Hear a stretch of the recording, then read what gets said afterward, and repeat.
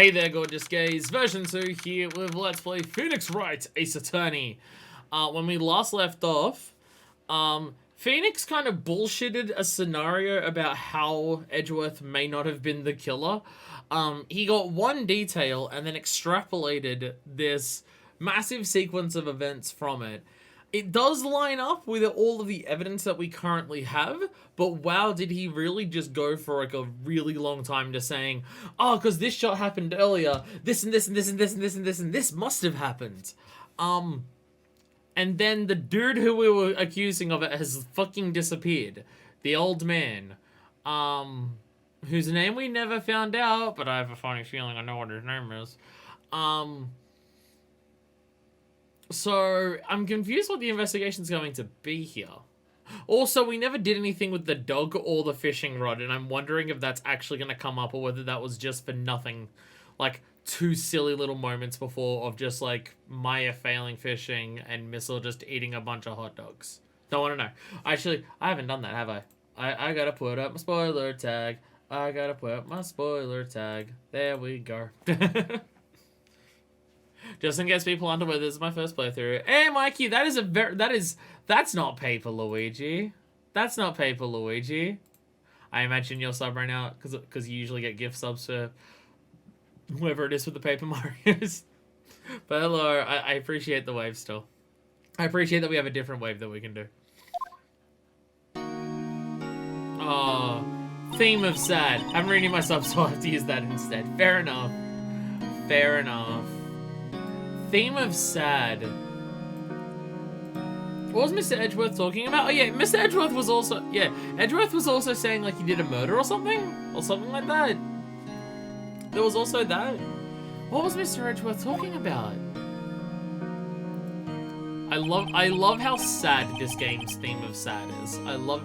Like, it is so aggressively sad. I love it. A memory of a crime that I committed. A memory of a murder. I don't know how to do sad shadow, so unfortunately that's the best that you get. Do you really think Mr. Edgeworth killed? I don't believe it. Not Edgeworth. Some painful memory has been troubling him recently. But he'd never take someone's life. Never! No, he would just get people falsely accused of murder and then have them put to the death sentence. Totally different. Just think of Maria. That just makes me laugh. That's not the same. That's not the same. Nick. Oh, how's everybody doing? and theme of butts kicks in. What do you think of my performance today? I'm swooning in the aisles, huh, Maya? Swooning? Me? I'm 17, knock it off. Oh yes, I do remember feeling faint. Right on! Tell me the truth, it was like love at first sight, right? What about Beyonce? Right, Nick? Huh? Me? Well, maybe my heart skipped a beat or two. Damn. We stand a gay icon in Phoenix, right?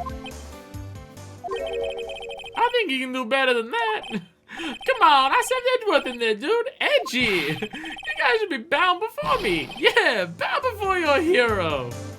I want to thank you, but I'm not going to fucking bow. I'm not going to bow. What the fuck?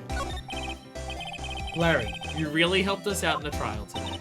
You did. If you weren't there, Larry, I'm sure Mr. Edgeworth would have been found guilty. I mean, he already was, but...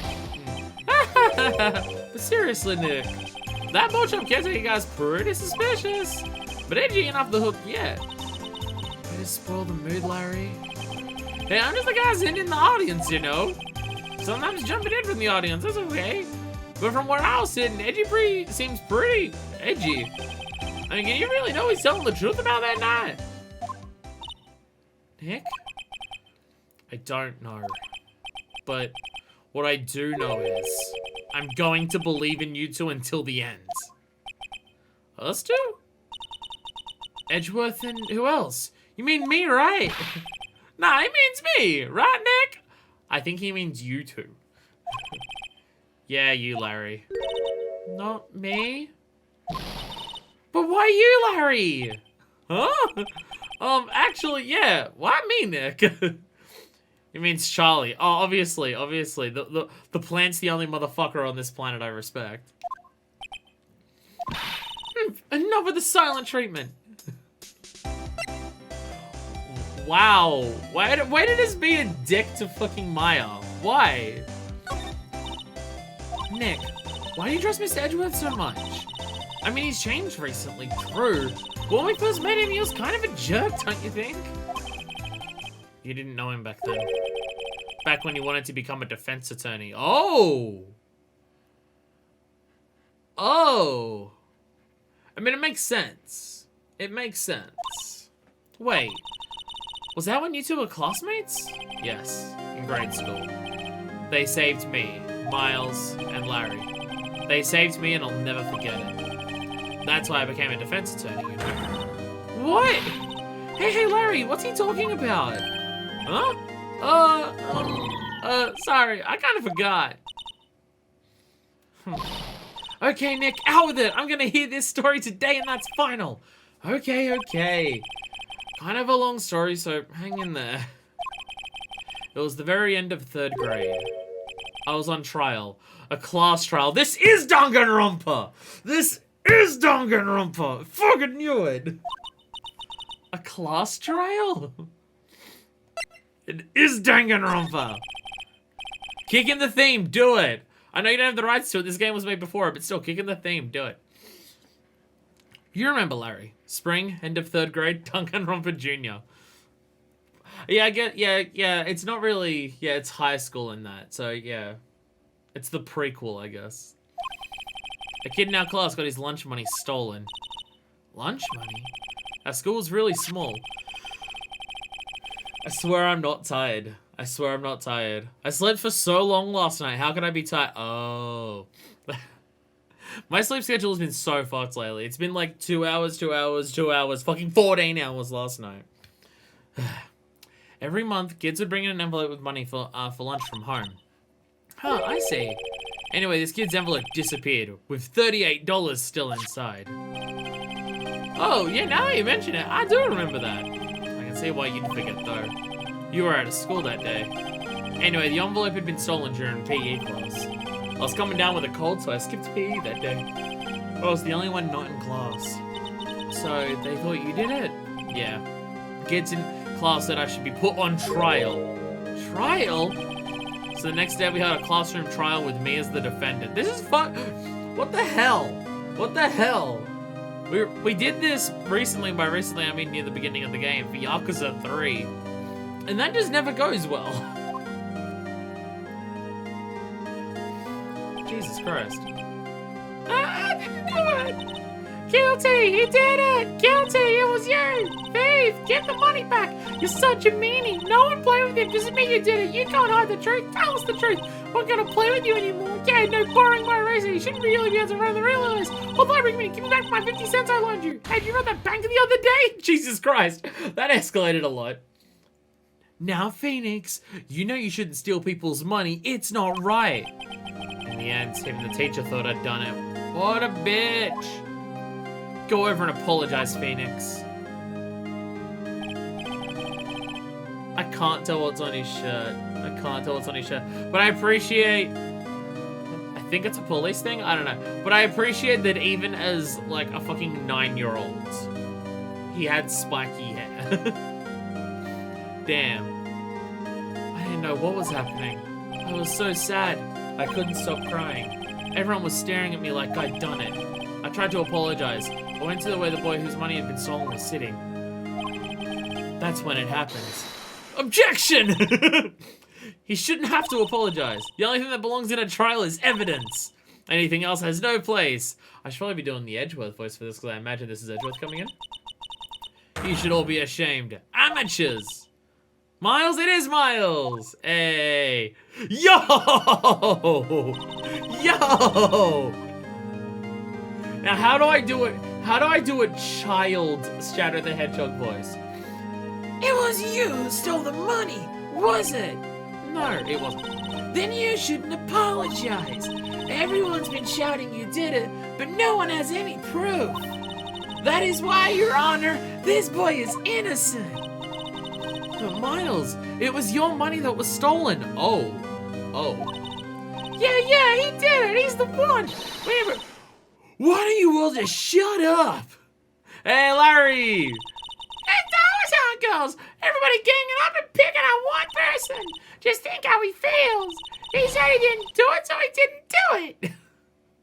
Ace Attorney babies. Hell yeah. Very well. I will replace the money myself. This class trial is over. That's how it happens. After that, the three of us were the best of friends. And Maya's crying. Because of course she is. I had no idea. Yeah, I had no idea either. I mean, I forgot. That's when I learned what it meant to be alone. Totally alone without a friend in the world. You did a good thing, Larry. Yeah, well, I was just lucky that I took the day off from school. If I'd been there, they would have thought I'd done it. If something stinks, it's always the butts. So I took it kind of personally, see? When something smells, it's usually the butts. Yeah. And what happened after the trial?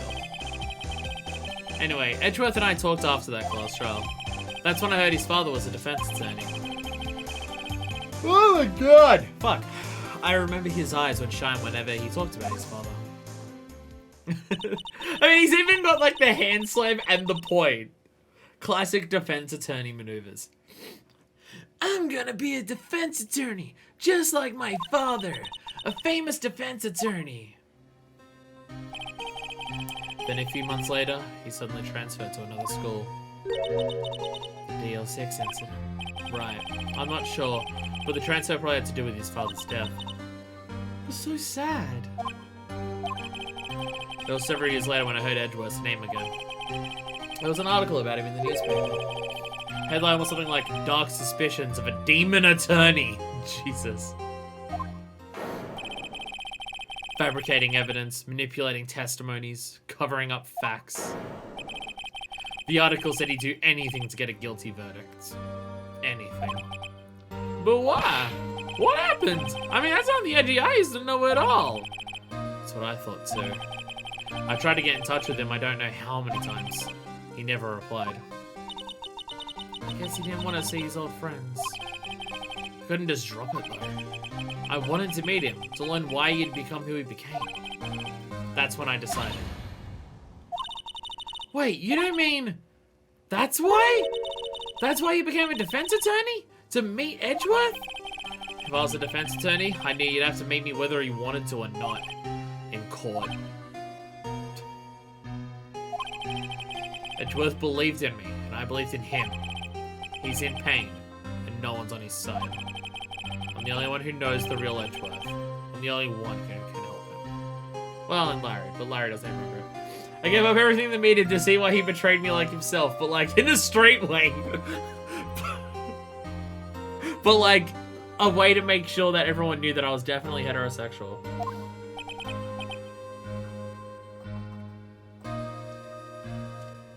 Whoa, Nick! So is that why you helped me out for free? Yes. I helped you because I believed in you. Except I don't remember saying I'd do it for free. Oh, Nick! Nick! We have to save Mr. Edgeworth if it's the last thing we do, okay? Oh, fucking, with who we're up against, that may be the case. Except for the fact that I know there's several sequels to this game. And it's also not the last case of the game. It very well may be. There's that rental boat shop caretaker. We need to find out who or what he is. I'd settle for who. I guess I can clean out some of this evidence I no longer need. They'll just chuck it all away. You don't know if you'll need it. Okay, let's go. All right. Onwards we go. Let's stop by Gumshoe first, just to see if he has anything for us before we start heading to the crime scene. Ah, pardon me. Ah, he hasn't back yet. Chinchilla, he won't be coming back today. Oh, really? Is it some guy you had to arrest by tomorrow? Okay, so he's out looking. He's out looking for him. Unneeded evidence pawned off on Larry. Shouted something about catching her. It's the last thing I do, pal. Good luck, Chinchilla. Alright, onwards. Is Edgeworth still here? Edgeworth's here! Well, was this about a murder that you did that we should definitely discuss in the open like this? You look as grim as always. Mr. Edgeworth, I heard the story about the class trial. Class trial? What do you mean? He's probably forgotten. You don't remember? No, I don't. Your lunch money was stolen, wasn't it? In 3rd grade? Lunch money? Oh, right. Yes, I seem to remember something like that. Nick, I think you're the only one who really remembers. You're the only person who gave a shit about this random fucking thing that happened in 3rd grade. Well, it probably only really mattered to me anyway. Mr. Edgeworth, didn't you know? That trial was the reason Nick became a defense attorney. Yeah, that was why. Ridiculous. Gee, thanks. That said, it does sound like the kind of thing you'd do. You haven't changed a bit, have you, Wright? So simple. To a fault, even. Well, maybe yeah, but I think you changed too much, Edgeworth. Haha. You see just the little, like, look of concern on his face when he says that. Perhaps.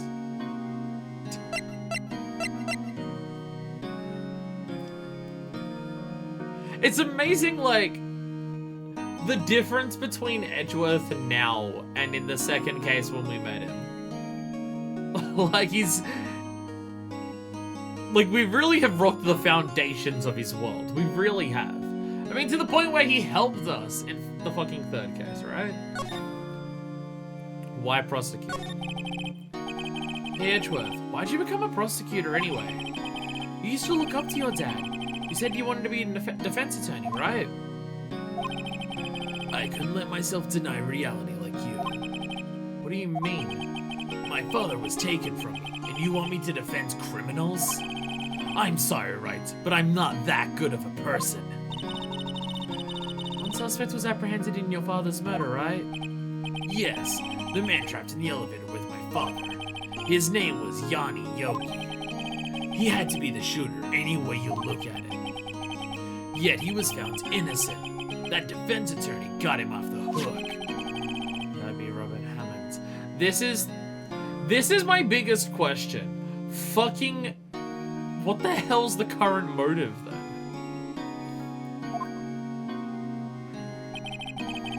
On that day, 15 years ago, the 3 of us were trapped in that elevator for 5 hours. When we were rescued, we all suffered oxygen deprivation. I had lost all memory of the murder. Lost your memory? Even now, I can't recall what happened in that elevator. That was the crux of Yogi's attorney's argument in court. He claimed Yogi had been not of sound mind due to oxygen deprivation. Yogi was released due to a lack of evidence. Innocent. Oh. That's when I changed my mind. I started to hate defense attorneys. And I could understand that. I could understand that.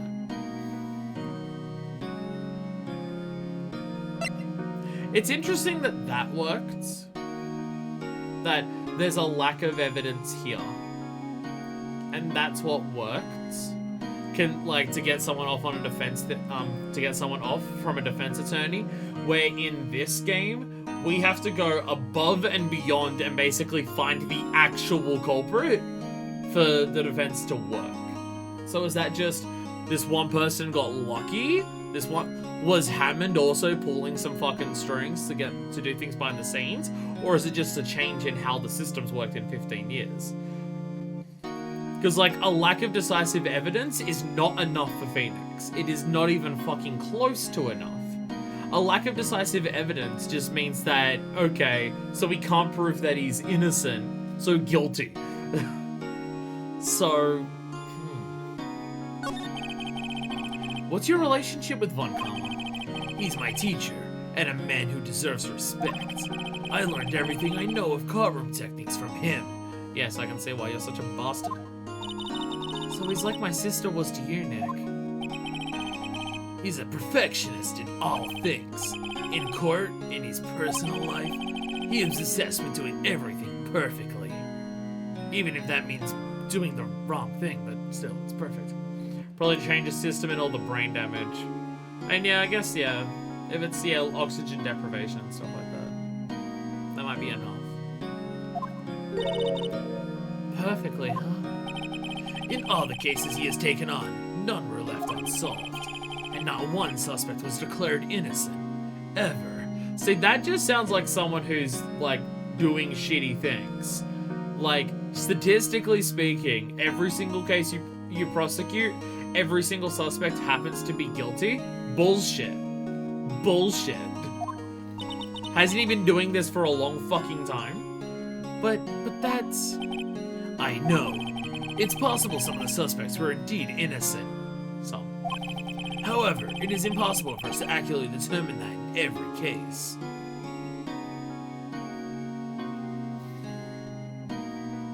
You can understand where his mentality comes from if this is the dude who taught him everything. All Von Karma does is his job, to find the suspect guilty, perfectly. That's not justice. But that's not justice.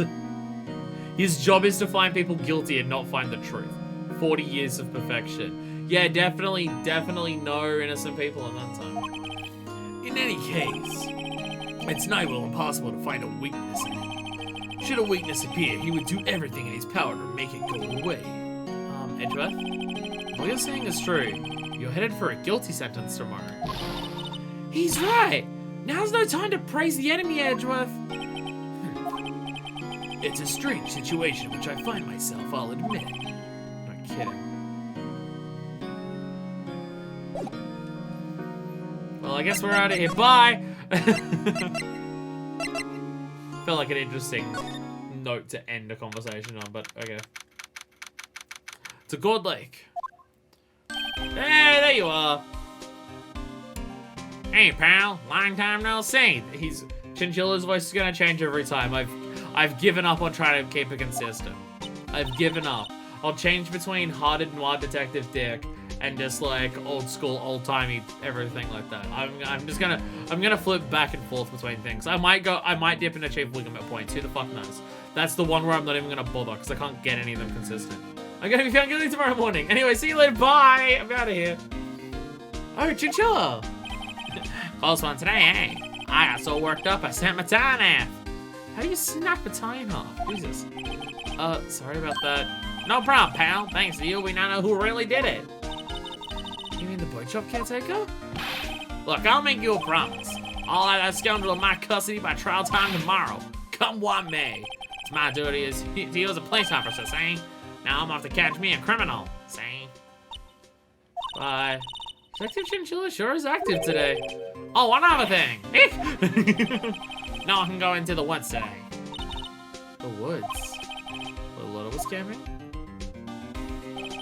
The woods are off limits to camping, and apparently the park ranger found out. He got pretty mad. No one can go in for a while. I guess Lotta's in a lot of trouble. Anyway, I'll be seeing you tomorrow, see? Alright, okay. Can I go into the park at all, though? I'd like to... Aww! Samurai's down. Huh? The steel eyesaw missing. Eyesore? Looks like the hot dog stand's closed, too. I guess Larry's too busy worrying when Mr. Edgeworth to show up for work. I mean, that checks out. He was pretty happy about saving Mr. Edgeworth. True. We owe him big. Big time rush.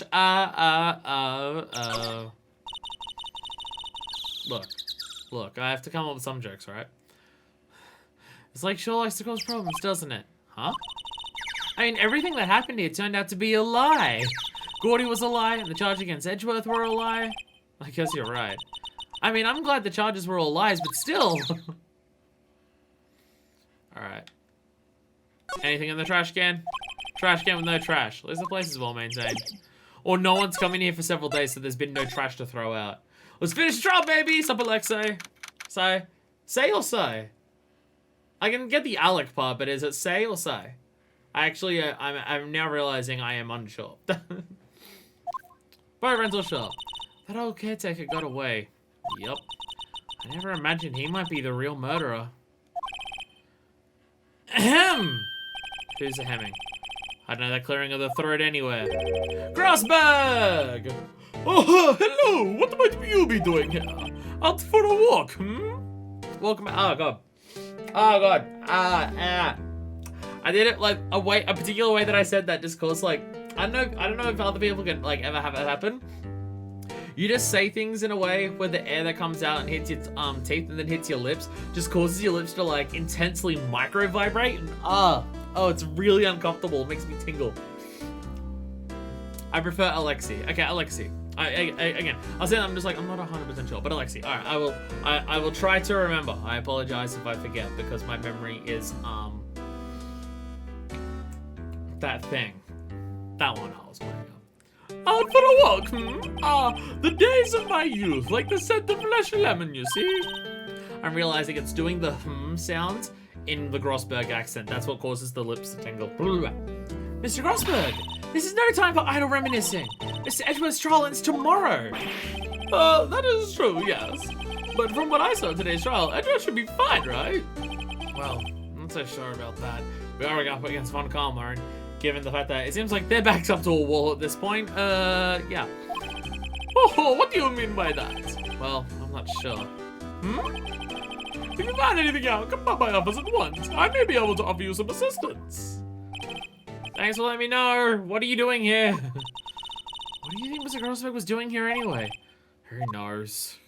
He probably wants to help, but he doesn't want to get involved. Doesn't look like anyone's around. Caretaker must have run for the hills, huh? Yeah, looks like it. He didn't seem like a bad person. I guess we're never getting those noodles, are we? Yo, he left it unlocked! Yo, he left his parrot here! Best friend my ass! Nobody's home. Hello, hello! Hey, it's Polly! I wonder where your owner's gone, Polly. I can't believe he'd run off and leave his poor parrot to fend for herself. Oh, theme of dramatic. Theme of dramatic. Alright. Say, Nick, do people usually put pictures of fish up on the wall to boast about them? Yeah, I guess so. I mean, pictures of fish they caught, right? Right. Don't all the fish on the wall here look really puny to you? Well, you know what they say. You should have seen the one that got away. So the one that got away from us was the caretaker, and we did see him. Why do I feel like we're having two different conversations here? Yo, we can unlock this now. I don't remember the code. That reminds me, Nick. Paulie here knows the number to the safe, right? Yeah, that's right. Paulie, what's the number to the safe? 1228. Let's open it, Nick. Come on. I'm sure there isn't any money in there. Aw, she actually wanted to steal money. But hey, he keeps it locked, right? So there must be something valuable in there. I'm not so sure. Okay, Nick, let's see what's in there. I guess there might be a claw or two. Look, we're investigating a person who we think did a murder. I think a little breaking and entering's fine at this point. The only thing in here is a letter. A letter? Well, that's still pretty sus.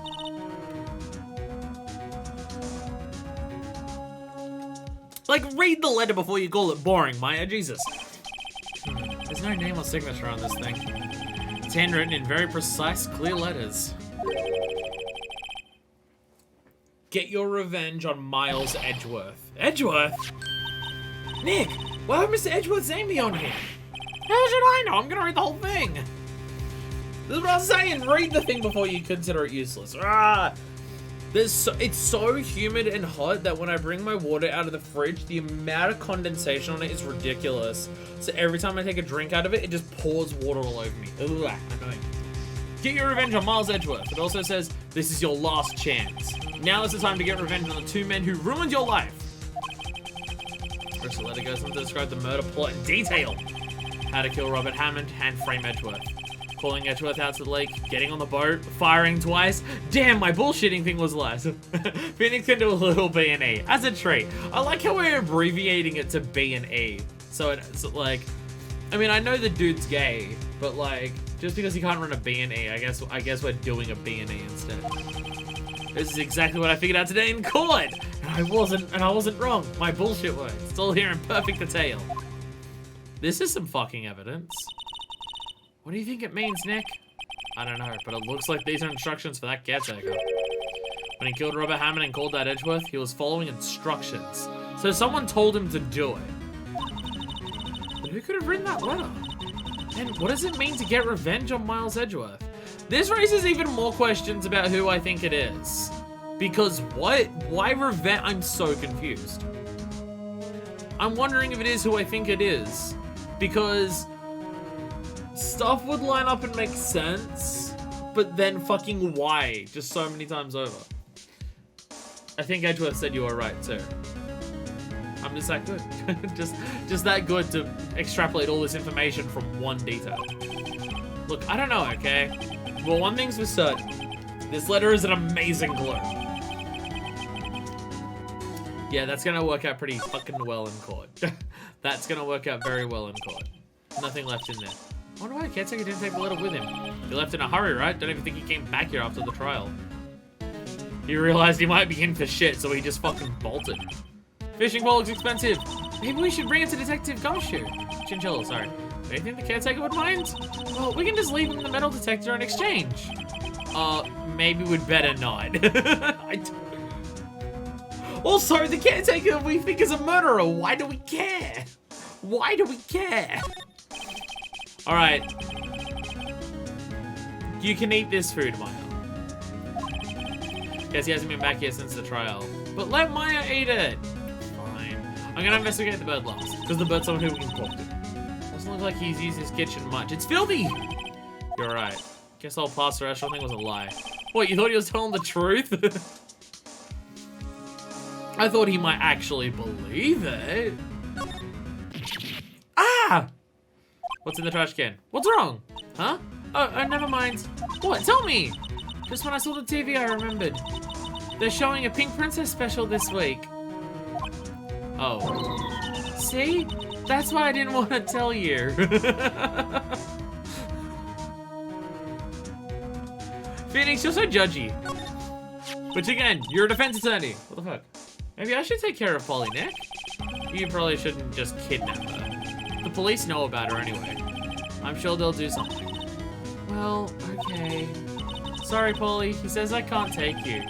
Great, now the bird's gonna hate me.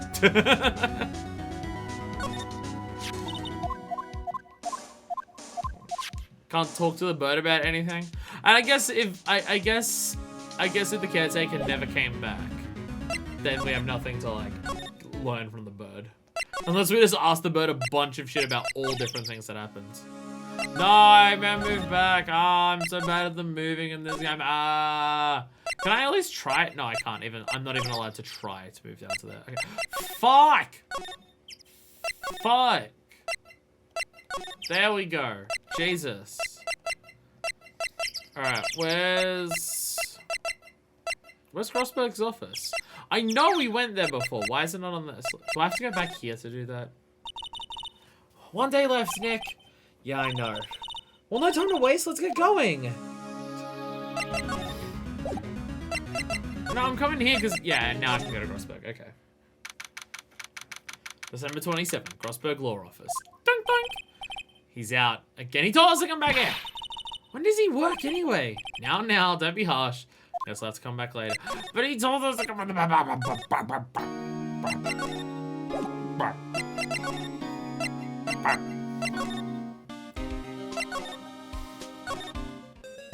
Shit, now I'm actually out of ideas. What do we do? You would know best, Nick. Just do what you do, that should work. Any ideas? It's all tied to the DL-6 incident. We better find out as much as we can before that murder tomorrow. Oh, right. We might be able to... Okay. No, we can't... No, we can't go... Ah! You know, I'm just gonna go here. I'm just gonna present Edgeworth with the thing that we found. Maybe this is it. Edgeworth. See this letter? This came out of the safe in the shack where that boat rental caretaker lives. I see. Revenge on me? Who is that old guy anyway? I don't know. Could he be an innocent defendant you got declared guilty or something? Nice, Wright. But I don't remember that old man. Not at all. So he was following this letter then. Which means there was someone else behind it. Now is the time to get revenge on the two men who ruined your life. Classy Phoenix. Look, it might be true. It might be fucking true. So the thing is, the revenge on the two men who ruined your life. That means Hammond's one of them. Or they mean... I don't think they'd mean Phoenix. Kill one dude, pin it on someone else. That sounds like getting revenge on Hammond. Which... if it's who I'm thinking it is, makes no sense to me at all. Why revenge? Like, I have an idea of who it is, but why that doesn't make any sense. So what the hell? Two men, meaning myself and Robert Hammond. It also says this is your last chance. The thick plot. Last chance. Wait, maybe. So last chance would make sense if this is like the Thought Pickens. The Thought Pickens are everyone. I am the Thought, by the way. Interesting. Well, again, it's just like I've got a pretty good idea of who it is, but again, why? But again, why? And last chance would make sense if it's like right before the DL-6 thing's about to finish. Maybe he's talking about the statute of limitations on the DL-6 incident. Wait, that old man. What is it? Do you know who he is? Yogi. Could he be Yogi? Yogi? The suspect in the DL-6 incident. The one who was found innocent. That's what I don't understand. If it is Yogi, why would you get revenge on the person who got you off? And the child of the person you killed?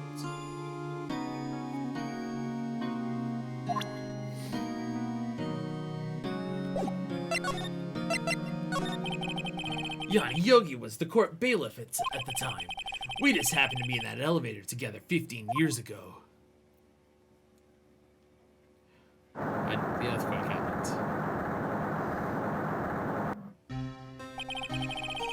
The quake was incredibly strong. Not just the guy who got him off, but his defense attorney too. Hello! Before I knew it, everything was dark. We were there for so long, it felt like forever. The air thinned, and the darkness closed in on us in that little box. We became unsettled. Well, I think Yogi became the most unsettled out of everyone based on this image we keep seeing. Help, I can't breathe!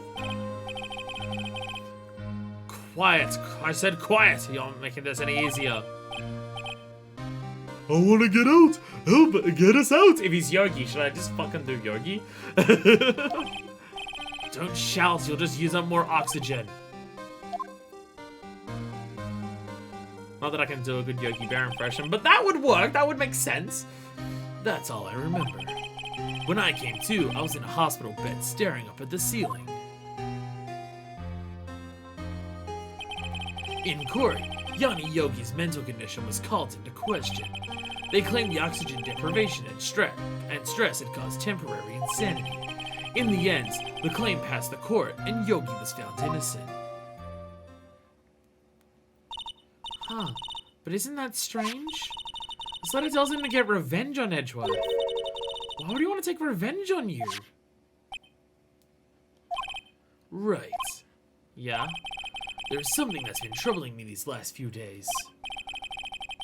It's these unnecessary feelings I'm saddled with.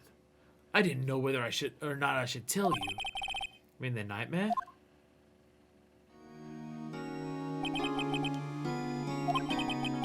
Yeah, the memory of a murder. Yeah. I think the time has come to tell all. Tell us about the nightmare. Your fucking nightmare. For the last 15 years, I've had the same dream almost every night. Jesus Christ. You've had a nightmare every night for 15 years? Jesus Christ, I can kind of understand why you're such a bastard. I want to work out these unnecessary feelings with you in the saddle. Wow. Wow. Wow. Wow. Wow. Wow. I wake up in a fearful sweat every time. What kind of dream? It's a dream about my father's killing in the dark.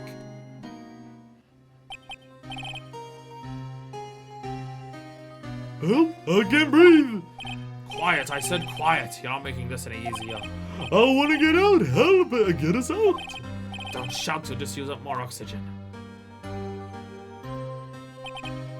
I can breathe! You're using up all my air! What? Stop breathing my air! I'll stop you! Where do you... Stop breathing my air! No! Father! He's attacking Father! Then I see the pistol lying by my feet.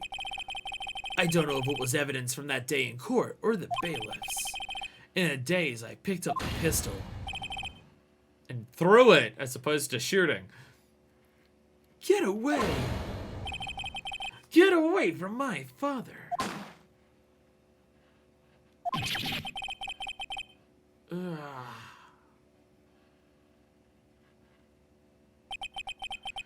And with that scream, I wake. It's a bone-chilling scream. A scream that has rung in my ears for the past 15 years.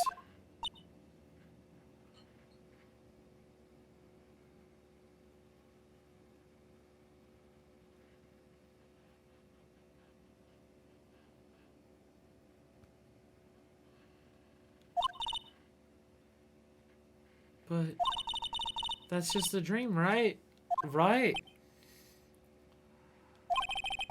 That thought is the only thing that has kept me sane for the last 15 years. But what if I'm wrong? What if it's real? They say that sometimes people shut out memories in self-defense. Maybe it was I who killed my father. What? If you think about it that way, this letter makes sense. Get your revenge on Miles Edgeworth. Think about it. Yogi was really innocent. That's why he wanted revenge against me. Wait, Edgeworth, you mean... It was me. I was the true criminal at DL-6. I shot my father. This is bad. In so many ways. What are we gonna do, Nick? What can we do? I mean, I don't know... I mean, in a court of law, I don't know if you could hold the child accountable for killing a father for throwing a gun at someone who was attacking his father. But I also understand that from a mental state, that doesn't mean a goddamn fucking thing to Edgeworth. I don't know. I don't think there's anything we can do, like it or not. If there's someone else who knows a lot about the DL-6 incident, maybe. Grossberg? There is, Nick! There is someone else who knows about DL-6. Alright, well, on that incredibly sad note, bye again, Edgeworth! Bye again. Peace. I feel like every single time that we have left Edgeworth back at the fucking detention center, we've traumatized the shit out of him. Or left him be traumatized. Earthquake happening and he's in the fetal position. Bye! My mentor is going to absolutely destroy us in court tomorrow. I'm going to be found guilty. Bye! I think I may be the one who actually killed my father. And someone wants to get me punished now for doing so. Bye! Just every single time. We don't even like say anything helpful or do anything. We just fucking bounce every time something traumatic happens to the poor bastard. I killed my own father, Phoenix. Anyway, fucking peace, bitch. Jesus Christ. Mr. Grossberg! Backstory, keep in mind the police were desperate to pin the murder on suspect they believe to be plausible, so they hired a spirit medium. Mia and Maya's mother contact Gregory's Edgeworth spirit. His spirit told them that their suspect did do it, but he was found innocent anyway, discrediting Mia Fey as a medium. Yeah, no, that is also part of it. The DL-6 incident has everything to do with basically every fucking character here. Or at least like 2 of the 3 main characters it's a big deal here for.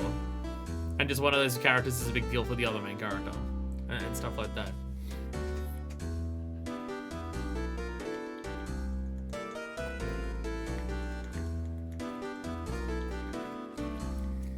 The thing is, was he found innocent?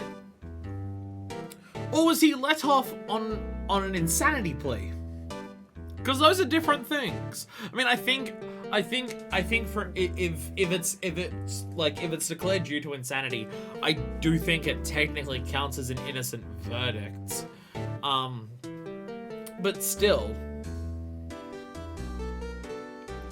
because if it was just like, if he got off because like there's no one else in the fucking thing, and also a spirit medium said as much, if he got off because of an insanity plea, I mean, maybe that's why he wants revenge on, like, Hammond and stuff. Maybe Hammond was just like, the only way you're getting out of this is an insanity plea. And, like, his life didn't go well after an insanity plea because, because if you get, like, you don't just get to return home and everything's, like, fine on an insanity plea. Like, again, difference in laws on things being unjust, etc., etc., etc., and all of that. But, like, I would think typically, if that's how you get off on something, you would usually probably be sent somewhere to, quote-unquote, fix that before you're let out in general society again. That's the only reason I can think of why he would... Like, he wants revenge on Miles for, you know, because he's the one who fucking did it. That makes sense. But on Hammond as well, the person who got him declared innocent, I could only think that's the reason why. Is that if he got him off on an insanity plea, it still fucked with his life afterwards. And it was just like Hammond wasn't willing to go through the process of trying to prove him innocent in any other capacity. It's the only thing to me that makes sense. Oh, hello there. What's wrong? You look troubled. No kidding. I can't believe you're not. My. Just calm down and tell me what happened. It's Mr. Edgeworth. He...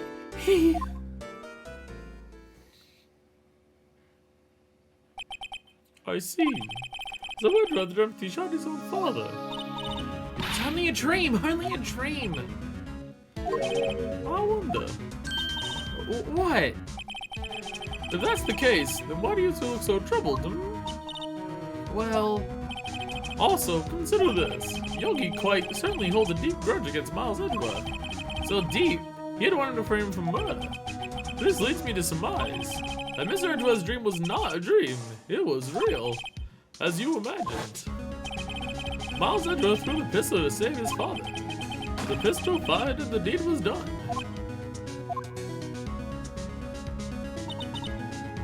No, I don't believe it. Yogi was suspected of murder, and his career as a bailiff was irrecoverably wrecked. I mean, that, again, this makes sense to hate Edgeworth, not Hammond. If it was an insanity plea, I assume other people would believe that he did do it anyways and was just crazy at the time. Yeah, even if he was allowed off and didn't have to do anything afterwards, people would still judge him afterwards. Like, I imagine you don't have an insanity plea in court, and your life is just totally fine afterwards. Like, regardless of, but yeah, even if it's like what I mentioned, even if it's what you mentioned, regardless of which outcome it is, no matter how it goes, it's not going to go well for you, was the kind of thing.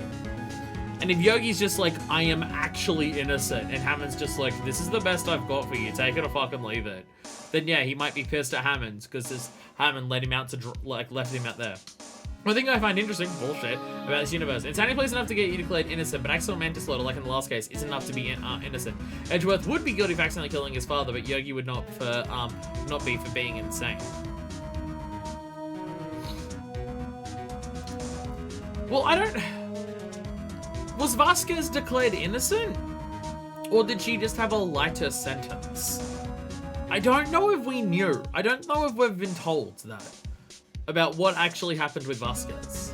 She clearly got put away somewhere because she isn't at the studio anymore.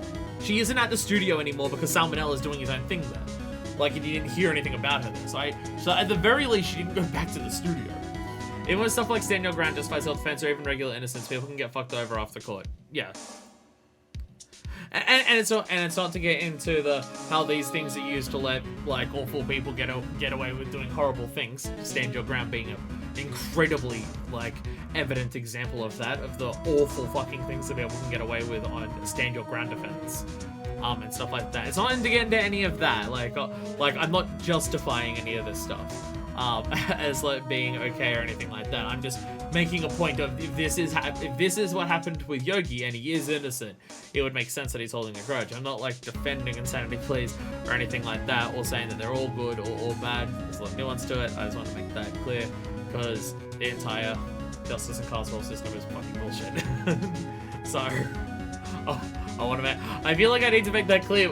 Well, if I'm doing anything where I'm playing as a cop or involved in the legal system in any capacity in games, I just have to be like, I just want to make my opinions clear on this. Because if I don't, people will assume otherwise. Thus, he sought revenge on Miles Edgeworth. This was his last chance, of course, with the statute of limitations so close.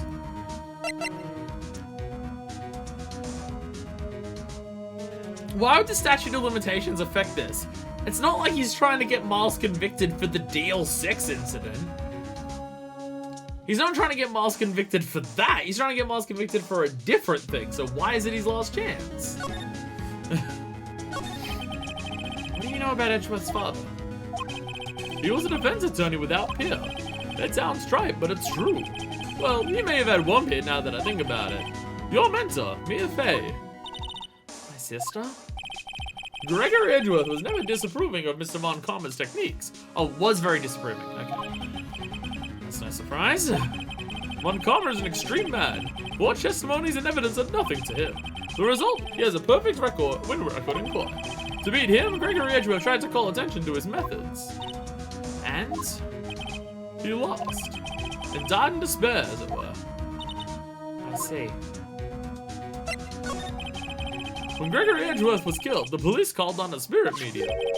That was your mother, Misty Fey.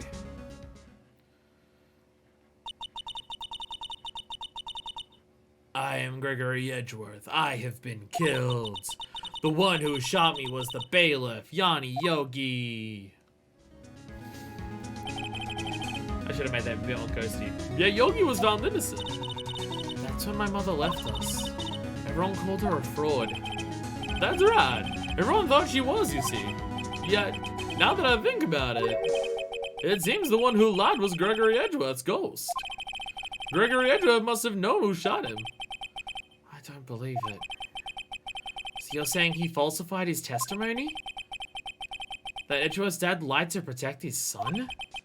It's only a possibility, mind you. But a possibility nonetheless. I mean, if they're trapped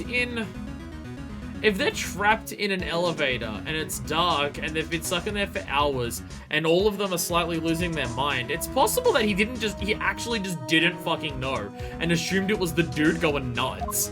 That is also within the realm of possibility here. Wouldn't Shadow's dad sound like Robotnik? This is very true, but I don't know how to do a Robotnik voice. So I'm not going to attempt. I was just trying to be ghosty and then I realized that I was incredibly bad at being ghosty. Look, I'm not a great voice actor. I don't know why I'm doing it for this. I'm glad I am, but I don't know why I'm doing it. Can I show you this? Do you care? Oh, so this is the letter. It does seem that Yogi was following this letter when he killed Hammonds. But why kill Robert Hammonds? Hammond was a skilled defense attorney, but he defended clients not for their sake, but for his own. Huh? His own sake? He never trusted his clients, that one. The only thing he trusted was his own ability. But he got his client found innocent, so why should it matter? Actually, my dear, it's quite different. He won that innocent verdict for no one but himself. Yogi was a free man, but socially he was ruined. There it is. Huh? You'll understand soon enough. You can just tell us now it'd help. You start with just bitch-ass motherfucker and go from there. Sup, Densha? You pissed on my fucking wife! See, that's what I can do and it's not even fucking close. I'm not gonna bother. Wait. What is it? This letter. I've seen this handwriting somewhere before. A long time ago, in a galaxy far, far away. Never mind.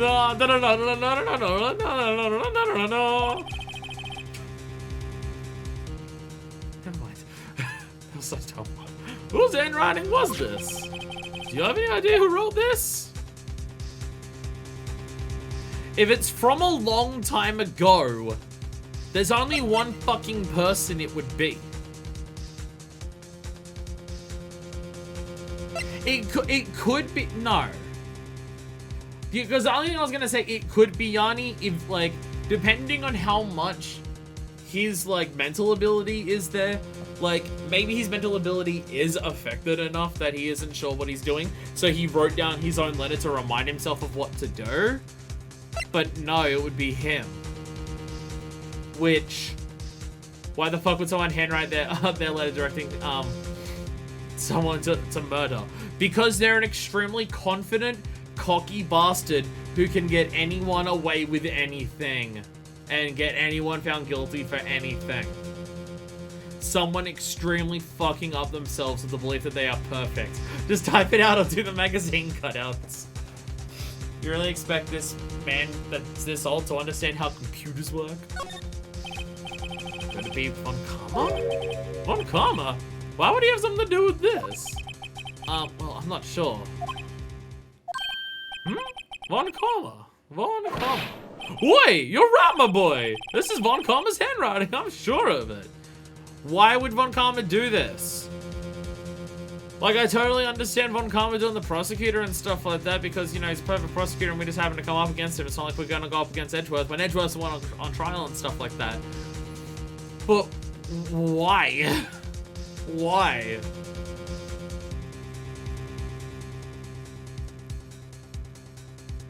I mean, like we know Von Karma dealt with, Edgeworth's father and stuff like that. But fucking Von Karma was the person who turned Edgeworth into who he is. Isn't that convenient?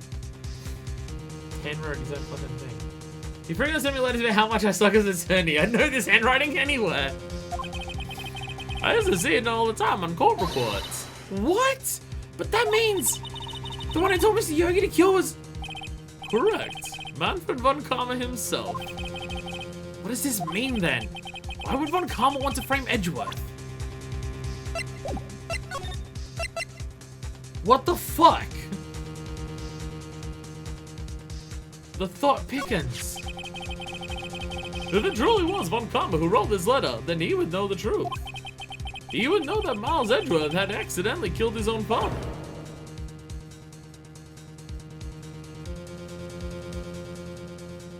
How would he know that?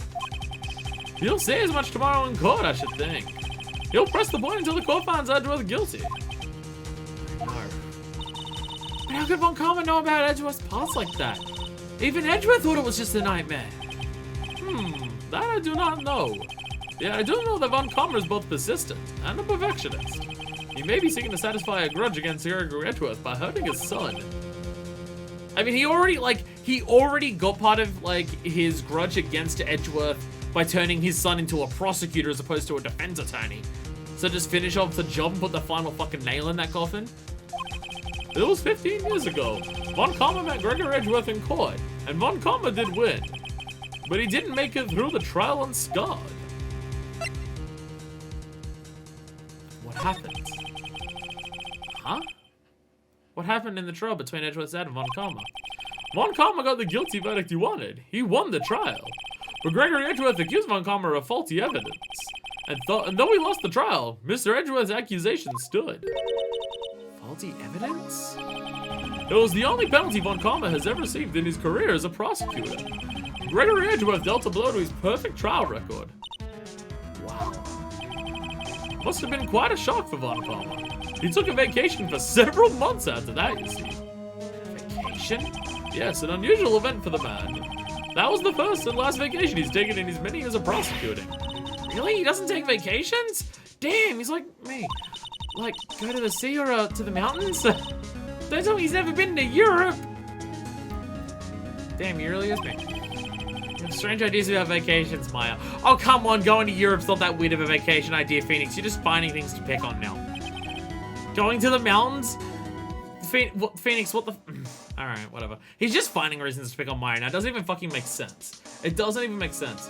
Your client's always painfully innocent while the real culprit is always just kind of standing there a few feet away. It annoys me.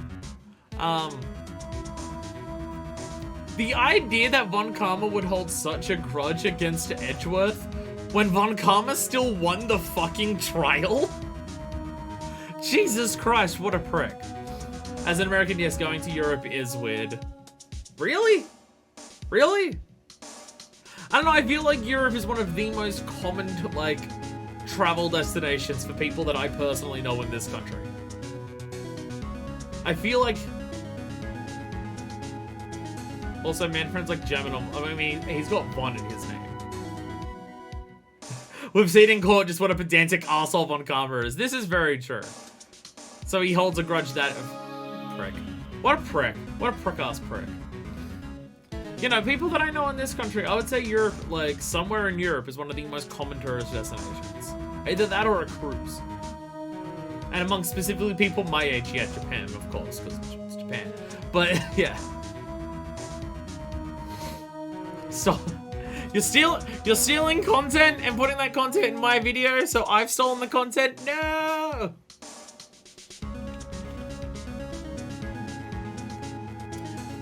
It's so fucking hot. I'm gonna go through so much of this. It's like, I don't know if you'll be able to catch it on camera, but like, I can flick, no, you can't see it on camera. I can flick water off of my hands after grabbing this fucking drink bottle. Jesus Christ, it is so humid today. And you know what the most annoying thing is that it's hot and it's humid and it's fucking raining outside. It has like been raining all day and it is still fucking hot and humid and miserable. And it's like, god damn it. In any case, that was the only time he ever took a vacation from work. I believe the penalty upset him quite a lot. Over a fucking penalty! For a thing that he actually did do! And is done frequently! If you want to keep a perfect record so badly, why do that? You are now accomplice to murder. Basically to salmonella. No! Oh, God. How dare you accuse me of being salmonella? How dare you accuse me of being like salmonella? That is the meanest thing anyone has ever said to me in chat. Fucking ouch. Ouch. That hurts. Why would he take such a long vacation? To plan and plot something. What do we do, Nick? When Karma's gonna bring up the DL-6, you can bet on it. What if Mr. Edgeworth pleads guilty to DL-6? I won't let him. Yes, Mr. Wright. I hate to say this, but even accidental murder is murder, you know. That line makes me... This line makes me think that Vasquez absolutely went to prison for, like, murder. And also, accidental murder is murder? No, it's not. It's manslaughter. What the fuck? Are you even a fucking lawyer, Grossberg? It's called manslaughter. There's literally a term for it. There's literally a legal term for it. It's a different thing. What the fuck are you on about, Grossberg? Japan? Does Japan not have manslaughter? I feel like it is definitely possible that we've discussed this. I feel like it's definitely possible that we've discussed this. But does Japan not have manslaughter charges? Because, like, manslaughter is a very, very different thing that definitely requires a different sentence. I know that. I just believe in Edgeworth's innocence. I can't believe he'd kill someone. But Nick... Mr. Edgeworth admits it himself. Yes, and literally more than half of admissions of guilt are false. His father must have lied to protect him from beyond the grave. I don't care. I know he's not guilty. We talked about this during the Vasquez trials. Okay. Fucking Christ, Japan. Fucking hell. Well, you see, alright, the laws are bullshit, the points are made up.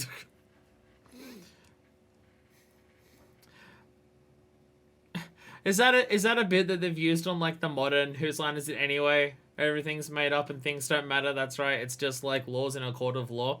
Have they used that bit? I feel like it's possible that it may have come up at some point. Mr. Wright, if you say so, I suppose I could go check again. The police files might hold something of interest. Mr. Grossberg, thank you. I can't promise anything. In fact, I think the chances of finding something are slim. I understand. These materials.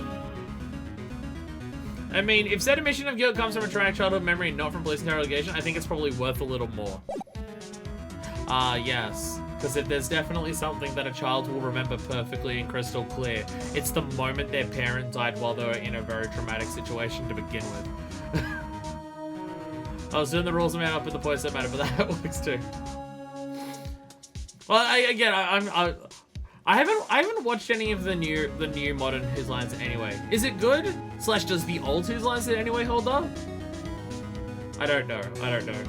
I watched the shit out of the original American seasons of Whose Line when I was younger. I watched the ever-loving fuck out of them because they were on TV.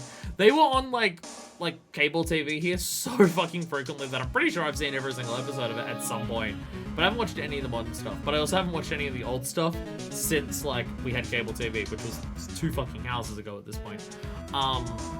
So I have no idea whether it even holds up. There's like one clip that I saw of just like them doing a bit of just like the cop assuming that the black person's guilty because Wayne Brady's there, and people laugh, and Wayne's just like, you know, that's like fucked up, right? I've seen that. And there are some jokes in Drew Carey Whose Line that haven't aged well, but the modern Whose Line is really good from what I've seen. Okay, I mean, like, I definitely wouldn't be shocked if there's some like, let's say, not great when it comes to dealing with queer people or race stuff in the old ones. And I'm gonna have a wild guess and say there's probably just a couple fat jokes. With Drew Carey being there alone, there definitely would have been. There absolutely would have been and stuff like that. But yeah, I haven't seen any of the modern one. Like, which I don't. That's less for like that's to the extent that I don't watch television. It's that like this show that was like a big part of my childhood has like a modern reincarnation with like a bunch of the same people in it now. But like Aisha Tyler, someone who I really enjoy watching, is now hosting it, and I still haven't watched any of it because that's just how little I watch television shows nowadays. Don't worry, one day I swear to God I'll watch Cowboy Bebop. I'm very looking forward to when we're playing Ace Attorney 4 and I'm just like just started the first episode, and then I can talk about my opinions on the ending by the time we get around to Ace Attorney 6. I'm very looking forward to it. I'm very much looking forward to it. Maybe with SpongeBob. Okay, but does modern SpongeBob count? Because modern SpongeBob is like after the creator passed away, and they've done weird stuff with it. All that free time. All the free time that I have. I have so much free time. I can do whatever I want at any point that I want. I just have so much spare time currently. See, the thing is, I wasn't doing videos when I was like a fucking teenager, and I didn't study because I didn't know how to study. So it was just like, all right, well, I'm home. There's one family computer and other people are on it. Time to just watch nothing but Whose Line until 1 in the morning. No, I'd watch it specifically until 12 in the morning because at 12 in the morning, they showed The Daily Show and The Colbert Report.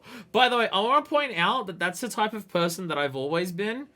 And like, obviously, I don't enjoy like those programs anymore because and stuff like that. But I'd like to point out, when people like wonder what I'm like right now, I'd like to point out I've always been like this. I was the teenager where from the beginning of high school, I'd stay up until midnight every night to watch The Daily Show and The Colbert Report. Like, I've always been this type of person. I've always been this. I just want to make that clear. That's the time, like, when I was fucking 12, I was that person. So, yeah. Not saying I didn't have problematic views when I was younger. I mean, I watched The Daily Show and The Colbert Report, so there's definitely some in that. And definitely had some influences from my father that took way too long to fucking knock out of my skull and stuff like that. But I was the type of 12-year-old who would stay up to watch Daily Show and Colbert Report.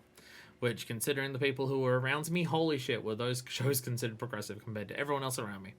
It's wild how times have changed, where I'm just like, Jesus Christ, they're a bit reactionary and say some fucked up shit nowadays, so I don't watch them anymore. Oh, how the times have changed in those, like, fucking, 17 years? There's hardly anyone here. Everyone must be out looking for the old guy, Yogi. Ah, it's you! I don't think Chinchilla will be coming back today. He's staying out late looking for someone. Sounds like Chinchilla's pounding the pavement for real. We were wondering if we could check out the records room again. Well, now I can't just have anyone wandering around in there. But I guess Mr. Von Karma is in there now anyway. Can't have anyone wandering around, but Von Karma's in there? Can we go in there and just beat him up? Might be bad to beat up someone literally in the police station. Might not get away with that, regardless of who it is. I've never asked teenagers to stay up until midnight. Also, might check the room again. The boat rental room, do you mean? When you say the room. When you say check out the room, do you mean the 7-minute song by The Living End, The Room, that is about how like people being sent to prison absolutely fucks them up for the rest of their life, and maybe we shouldn't do that? Or are you referring to a room in this video game, which is probably way more likely? Examine this room again. Ah, that would also make sense. That would also make sense. And also, never understood teenagers who stay up until midnight. How few teenagers have you known? I don't know if I've ever known a teenager, including when I was in high school, who didn't stay up until bare minimum midnight. Like, I stayed up until 1, because that's when the Colbert Report finished. And then I went to sleep after that. But, like, my brother, fucking hell, my brother likes soccer, and we live in Australia with awful time zones. So he'll fucking stay up until, like, fucking 4 or 5 in the morning sometimes to watch shit live. So he's way worse than I ever was. But like, even when I was a teenager, like, most of my friends would go to sleep at like 12 or so, because we'd all be on MSN until midnight, because I'm an old fucking person who was a teenager around the times of MSN. Which I know, like, I'm not old. I'm 27. That's not old at all. But compared to people who watch my videos, sometimes I am old, and I'm just like, wow, damn, I've been doing this for a long time. The prosecutors are an arm of the police. They're allowed to be there, but we're not allowed unsupervised. I keep forgetting that, like, prosecutors can do whatever the fuck they want, because they're, like, part of the state. I keep forgetting that. I keep thinking that someone hires prosecutors, but no, they're literally, like, employed by the state. I keep forgetting that fact, because we're not. So I keep forgetting that. Everyone sat up super late, but then came to school super tired with a bunch of coffee, and I'm just like, go to sleep at a normal time. So I was the person where I'm just like, but I'm not tired until 1 in the morning. Even nowadays, I'm not tired until midnight. Unless I've had a particularly fucked up sleep. And no, going to sleep's not giving me a fucked up sleep. I mean, like, when things get in the way, and it's just like, then I'm just like, cool, I slept for 2 hours. Now I'm tired for the entire day. But also, I would know people who would stay up late and then go to school tired. I would stay up until 1 and I wouldn't be tired, because I've always operated on small amounts of sleep, even when I was younger. So I would go to school and not have coffee and not have an energy drink and be totally fine. I've always been that person. For a long time, I thought I was a night owl, and I realized that, and then like, I got to working after school, and I thought maybe I'm a morning person, and now I've come to the conclusion that no, I'm just someone who fucking hates sleep. I will stay up late and wake up early. Fuck sleep. It's annoying and awful, and I hate it. I very much realized that I am a night owl and a morning person. I just don't like sleeping. If I could do that thing where I could, like, sleep for 20 minutes every few hours and be totally well rested while getting a total of about 2 hours sleep across the day, I would totally do that. But I work a retail job where I can't exactly do that, so... Also, I don't know if it's real, and it's probably bullshit anyways. I having to go to sleep, but I like being asleep. How do you like being asleep? You literally don't even experience it. You literally don't experience it. How can you like it? You're not conscious or aware of things while you're asleep. How do you like it? You literally can't experience things. How do you... I've never understood this when people say, oh, I love sleep. You literally can't even feel it because you're unconscious. How do you like that? It has never made sense to me in any capacity. I've never taken caffeine drinks because I'm terrified that if I try one to work perfectly as intended, I'll develop a dependence. That's what No, I feel like I don't have... I feel like mine's not a caffeine dependence in that I can't operate without it. It's more so I don't have the ability to have breakfast in the morning anymore. So it substitutes for breakfast because it puts some form of energy in my body. My breakfast is a can of Zero Energy Monster and a stick of string cheese. I wonder why my health might be falling apart. You can go in as long as he's there. Oh yeah, because I want to confront him. Von Karma? Yes, because if there's someone I want to see outside of the courtroom right now, it's fucking Von Karma. Yes, he's just arrived, actually. Karma's in the records room. Totally not tampering with evidence. Nick, let's hurry! Oh god, there's no way this is gonna go well. Nothing about this is gonna go well. We don't even want to see Von Karma in the courtroom. Was that drawer open last time? I don't think it was. Dusty as always. We were only here just yesterday. I'm sure they haven't had time to clean. I'm sure they never try to clean. What's wrong, Nick? Nothing. I was just noticing that he isn't here. Von Karma. He's can only end well. Oh no, this is gonna go so fantastically. I'm so looking forward to how this is gonna go. Huh? One of the drawers here is open. Did he hear us coming in and fucking book it, or is he hiding? I don't know where he would hide, given the stature of that man, but still. Someone must have been looking in it recently. I wonder who it would be. The label says unsolved cases. Evidence. Unsolved cases. Nick! The pile for DL-6 is completely empty! Well, that son of a bitch! That son of a bitch! What? What are you doing in here? There he is. Shit, I don't know if I've ever actually seen him from directly front on. Fuck. Von Kammer! You. How do you know my name? Doesn't even recognize us. Huh? Have we met? He doesn't even recognize us. Front-facing Von Kammer. Honestly, I'll say this, it makes him look slightly less intimidating. He looks slightly less intimidating like this. What are you saying? We see each other every day, don't we? We're Miles Edgeworth's defense team. Don't say that out loud!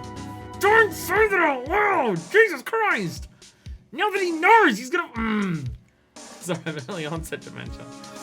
How old? He would be old at this point. It's possible. Hell, I'm fucking 28 and I'm starting development. Defense team. I beg your pardon, I see. I rarely remember defense attorneys. They are like bugs to me. Needless things to be crushed. The fucking joy on this dude's face saying this. Maya has zero chill, we know this. But can she have an iota of it to not fuck us over? You could check the profile. I could do this. But that would require remembering that I can do that. Fuck that noise. 65. Definitely dementia. Older than me equals possibility for dementia. That's where I'm going with this. I can see how this guy was Edgeworth's mentor. Why do we want to talk to him? Why would we want to talk to him? Us talking to him can only make things worse. Because he'll get an idea of what we're trying to do or how he should cover up things. Mr. Edgeworth is your student, right? A romanticist who still can't shed that veneer of amateurism. Just like his father, always second rate. He literally didn't lose until Phoenix came along. Mr. Von Kammer, you had an axe to grind with Mr. Gregory Edgeworth, didn't you? Me, a grudge against a mere defense attorney. Because he dealt a blow to your otherwise perfect trial record. We're just waving the red flag in front of this gun. Why are we doing this? Why? Why are we egging him on? Why do I have a feeling this is gonna go poorly? It's already going poorly. We're literally just waving our dick in front of him when we're currently in the prime position for our dick to be stomped on. Why are we doing this? Why is this what we've decided is a good idea? So you did. But what I don't get is, why did you take your son under your wing afterwards? The son of your most bitter rival. That's my territory, is none of your business. I'm honestly shocked that he's talking as nice to us as he is. Like, he isn't just telling us to fuck off, and I am stunned by this. Tomorrow will be the last day of this trial. That's not an intimidating sentence, that's just literally how the law works, but okay. It's been a while since I've had defense attorney last this long. Still, you will lose in the end. Miles Edgeworth will admit his own guilt. His guilt of 15 years ago, you mean? Best part of Phoenix's character is how high his sense of self-preservation is. He's so good at it. Mr. Von Kammer, may I direct your attention to the punch me sign in the center of my face? And as I'm walking out, you'll notice there's a kick me one back there. Also do that. And also, just like bang the door constantly in my face while you're doing it. Like, why? Why? What? Phoenix, I need you to take your foot out of your mouth. Jesus Christ. You're quite the researcher. If you've done your homework so well, then certainly you must understand. You know what Miles Edgeworth will tell the court tomorrow. You were right. Von Kammer is gonna bring up DL-6 in court tomorrow. Because if he can't pin this one on him, he's gonna pin DL-6. What's his goal? Heat move the old man. Honestly, more games need to give me heat moves. Look, Look, I'm upset that I still have only done heat moves with 2 different characters in Yakuza. I am so upset that Haruka hasn't done one yet. I'm upset. Oh no, I guess we've done a couple more, because like we've done like ones with Nishiki and Date and Sayama and stuff like that when we team up. So I guess we've done a couple more heat moves with a couple more people, but like, I want to see Phoenix do a punch.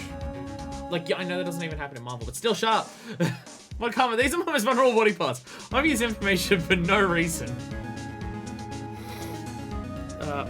Why? Why? Why are we doing this?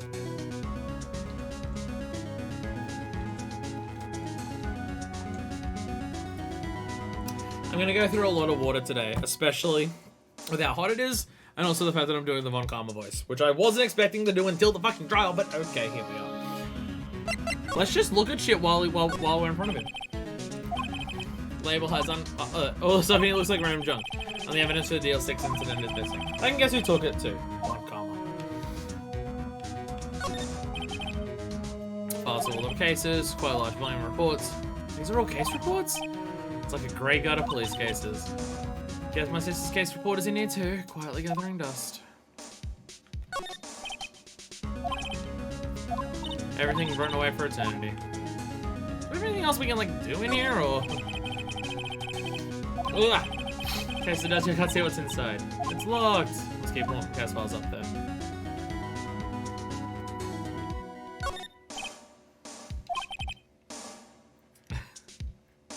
Something's a murder, some aren't. Someone just looks like random junk.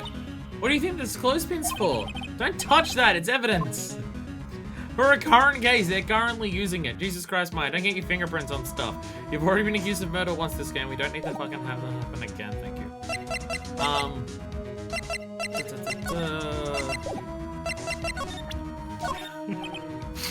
Fool.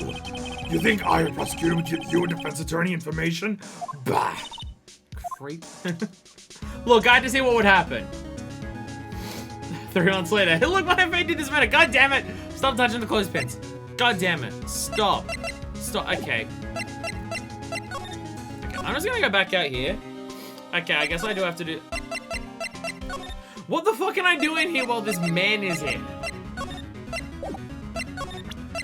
What should I shove in his face? That he won't just result in him just grabbing it from me.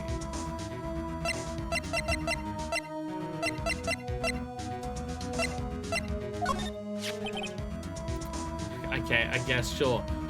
Let's just fucking deep throat that foot of ours while we're at it. Fuck it, why not? Mr. Von Karma, have a look at this. This was you, wasn't it? You instructed Yogi to commit murder. It's the worst thing I could possibly do at this moment. Then do that. What is the absolute worst move we can make in this exact scenario right now? This. Literally this. Why are we... This is so stupid. This may be the dumbest that Phoenix has been in this entire game. Why are we egging him on? Why are we doing this outside of the courtroom when he can take action to fucking prevent it before we go to court? Ah! Why? Yanni Yogi.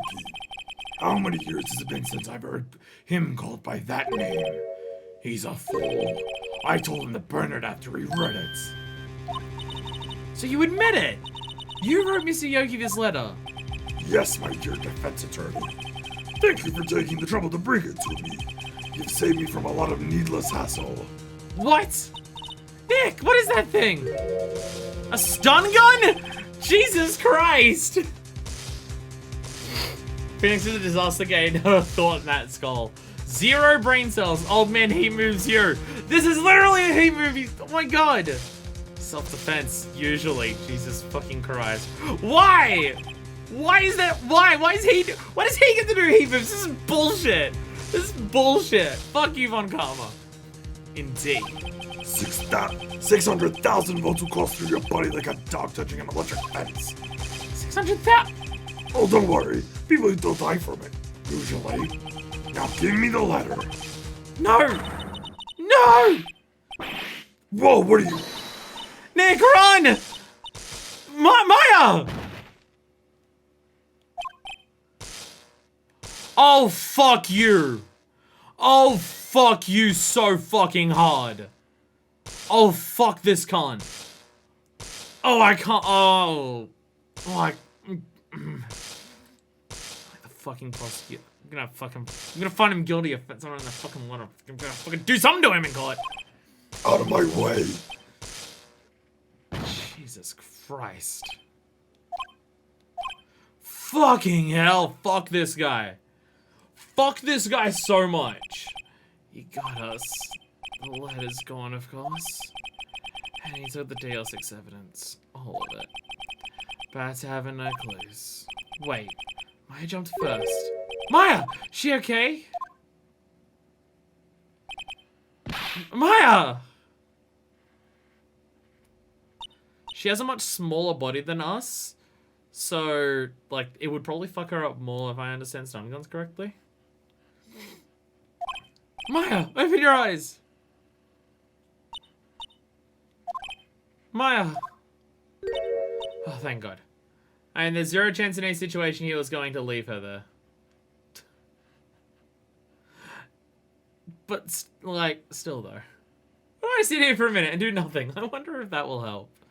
Just shake her constantly. It's what you do with people who are knocked out. The ladder. Did he take it? Huh? Oh, yeah. Are you okay?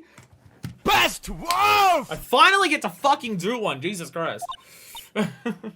I really need to set that up to randomize. AKA, I need to Google how to do it so you can press a button on a Steam Deck and it does a randomized sound. I want to get a collection of every single time that he says Buster Wolf / she in the one case because I'm going to get the one from SNK Heroines, fuck you. And just do it so it's a randomized one. Because currently it's from Garrow. And I want to get it from more. Because I should probably get it from one for at least a game that I've played because I haven't played Garrow Mark of the Wolves. I chose Garrow because I'm pretty sure it's the first game that has the Buster Wolf. I think it's the first one that's Buster Wolf. I could be wrong on that. He's in a police station? Just go get help at least. You can't stand him while the literal police are around. I'm pretty sure Von Karma could. Oh, now she's back to being unconscious. Fuck, maybe I shouldn't have shook it around that much. The police can't be that openly corrupt in a video game where the police aren't the bad guys. But, like, yeah, they can. Yeah, they can. Like, they're always working with the prosecutors who are openly the bad guys to get people put away who are innocent. I'm pretty sure the cops in this are openly the bad guys as well. Like, Chinchilla is literally only helping us because we're helping his friend who he helps get innocent people put away. Like, it's the only reason that Chinchilla's currently helping us. I couldn't stop him. I jumped as fast as I could, but one shot from that thing knocked me out cold. I'm useless. It's a stun gun, Maya. You're not allowed to feel bad about that. I'm no good as a lawyer or a medium. I can't even call my sister. Not even now when we need her the most. I wish I hadn't woken up at all. Jesus Christ, Maya. Maya! There has to be some way I can help her. I better do something about her self-confidence first. Thanks for turning off the security camera, guys. Okay, don't help anyone in that room. And then he'd get away with it. Easy. Maya, she's holding something. What is that? A bullet? Did she manage to grab something in that fucking scuffle? Damn, Maya. Damn, Maya. DL-6 evidence number incident, evidence number 7, taken from the heart of Gregory Edgeworth. I remember. Von Karma was holding this when Maya jumped him. Damn. Well, we have at least something. We have at least some. I don't know how helpful it's gonna be, but we have fucking something. I'll prove it to you, Maya. You're most definitely not useless. I'll prove it to you in court tomorrow. Grabbed one piece of evidence. I hope that just so happens to be the decisive evidence that we need to finish this. Just a hunch, it might be decisive. Just a feeling based on the storytelling, it might be something useful. Alright, on to final day trial. I'm incredibly not ready. I'm incredibly not ready for the fucking man that we're about to face. I am scared. I am big scared, but let's fucking do it anyway. December 28, 9:51 a.m. District Court. Defendant lobby number 2. Ding, ding. It's really helpful if that happens to be the one thing we really need. That happens right at the climax of the story. I just so happen to hope that's what it is. Damn, it would be convenient if it was. Not the men and not the Fred either. Not just the men, but the Fred and the Von and the Karma too. Is his name meant to be man freed from karma? Because Von is from in German. Like it's name, Von, last name, person from, family name, and stuff like that. Is his name literally meant to be man freed from karma? I think that's literally meant to be his name. God damn it. Oh, Phoenix, Wright in your puns. It took me way too long to work that out. This is it. Judgment Day. Today things are gonna get settled at last. A lot of things. Are we getting stunned again? I never heard that before, but yeah, that does work. And he's able to do whatever the fuck he wants, so karma can't affect him, so he's freed from it, because he's an evil person who can do whatever the fuck he wants. What's the big idea? So sorry, Nick. I only touched your shoulder. Oh, we're just so filled with electricity we're stunning each other? I guess the shock hasn't worn off from my running with the stun gun yesterday. Anyhow, today's the last day of the trial. Good luck, Nick. Yeah, thanks, Maya. Hey, Edgeworth, you're looking as unsure and panicky as usual. I'd assumed it was a karma pun. Didn't think the first name was anything other than an intimidating name. Well, I just... Manfred's not an intimidating name. What are you talking about? But it's like, that would make sense. Because like, again, Bon is from in German. So it's man freed from karma. Again, I'm assuming that's what it's meant to mean. It's awfully coincidental if they didn't write it like that and it happened to turn out that way. But considering the names that we've had in this game, I wouldn't be shocked. Miles? Miles per hour. It's a reference to Sonic the Hedgehog, obviously. And that's why he's got Shadow the Hedgehog's voice. I'm not giving him a Tails voice. I'm way more confident in a Shadow voice than a Tails voice. I'm not giving him a Tails voice. Edgeworth's looking glum as always. Hope Von Karma doesn't push him too hard. Whoa. What are you doing? Sorry, I'm sorry. Maya, stop touching people. I just thought I'd cheer you up with a pat on the back. Maya, maybe you should go outside and discharge. Pervert. Right, good idea. Try not to electrocute anyone on your way out. Phoenix, you should be zappy too. Wow, pal! Maya, stop zapping. What's going into that girl? Detective Chinchilla. Morning. Mr. Edgeworth, see? Good morning. How'd it go, Detective? I'm getting my voices mixed up. Have no fear, as promised I captured our runaway caretaker. I just brought him in. Took all night, pal. Damn, you actually fucking got him. I am stunned. I mean, not as stunned as I was yesterday, but I'm still stunned. Thanks, Detective Chinchilla. You must be tired. Actually, after that shock I got on the way in, I feel pretty good, see? He says he's forgotten his own name. But that has to be a lie. Why would he want revenge on Edgeworth if he couldn't remember his past? He does remember, and I'm gonna prove it! We are awfully confident considering we are fucked. Doink, doink. Court is now in session for the trial of Miles Edgeworth. The defense is ready, Your Honor. Once again. See, he's way more intimidating here than front on. The prosecution is ready. Right, very well. We have reached the final day in our proceedings in this trial. I ask that the prosecution submit decisive evidence. Understood. Come on, don't be awed into silence by every little thing he says, even when it's basic shit. Very well, Mr. Von Karma, your opening statement. Right. Thanks to Detective Chinchilla's efforts, the boat rental shop caretaker has been arrested. In yesterday's trial, the defense asserted that the caretaker was the murderer. However, the caretaker has yet to confirm this. I would like to ask the defense to cross-examine him as much as necessary. He's absolutely trying to set us up for a trap. Very well. please bring the witness into the courtroom. Still with this act. Ladies and gentlemen of the court, I believe you all remember our witness. He lives in the boat rental shop on the lake from where he witnessed the incident. In addition, he has currently lost memory of his name and identity. Witness, why did you run away yesterday?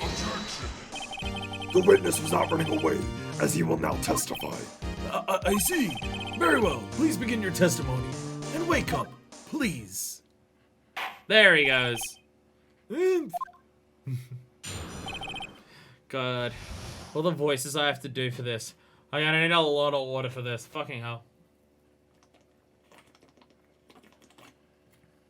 Every voice I'm doing right now is some mixture of gravelly. I won't fall for this trap. Feds would like to decline to cross-examine. Oh fuck. Never mind. I mean, if he thinks Miles is going to add himself for DL-6 during the trial, I don't think he particularly cares how things go with Mr. Yogi. Well, that's what I mean. His trap could be to bring up DL-6 against Yogi, to then bring up DL-6 against Edgeworth. That could be the trap. That could very easily be part of the trap. I'm really sorry about just leaving yesterday like I did. But I wasn't running away or nothing. I went to buy some food for Polly, see? I figured I got nothing to do with this incident anyhow. I mean, I need one of those motive things, right? And I don't got one. So my testimony yesterday stands as is. And he goes back to sleep. Very well. Let's begin the cross-examination, shall we? He has to know his name. Yanni Yogi. You're Yanni Yogi and I'm gonna prove it. Alright, I'll get back for the good bit. I imagine the good bit will be when the music kicks in.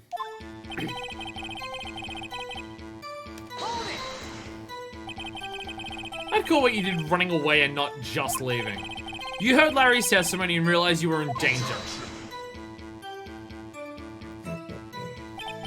Now, Mr. Wright, there's no need to rush to conclusions. As I said, the witness was not running away. Listen to the testimony. Phil seems relaxed. But they both do. Honkama and Yanni Yogi. No, go back there. Then why did you leave? He's just about to say why. Is it so hard for you to just quietly listen when someone is talking? I'm cross-examining. Literally my job. I sat quietly. Edgeworth would be yawning in 3 minutes. Buy some food for Polly, but you never went back to Polly. Food? Well, Polly's a bit of a gourmand, you see. She only eats these high-quality bird pellets from friends. They only have them in the big pet shop downtown. But you weren't arrested until this morning. Why don't you go back to the caretaker shack? Well, I kinda got lost, you see. The witness has trouble remembering things sometimes. When the police apprehended him, he was on his way back to the shack. Yeah, right. Let's try Von Karma. No one's gonna believe that. I see, so he was lost. Please, Your Honor, come to your senses. Did he have bird food with him? You've lost much of your memory, is that correct?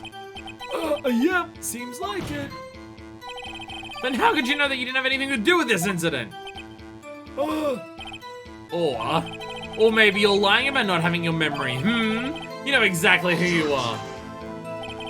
The witness has testified quite clear that he has no memory of who he is. If you claim he's lying, then show the court proof. I'm supposed to prove what's going on in that old codger set. It's impossible. I'm glad you've come to your senses, Mr. Wright. Very well, witness. Please continue. The witness forgot he wasn't a parrot and ate all the food.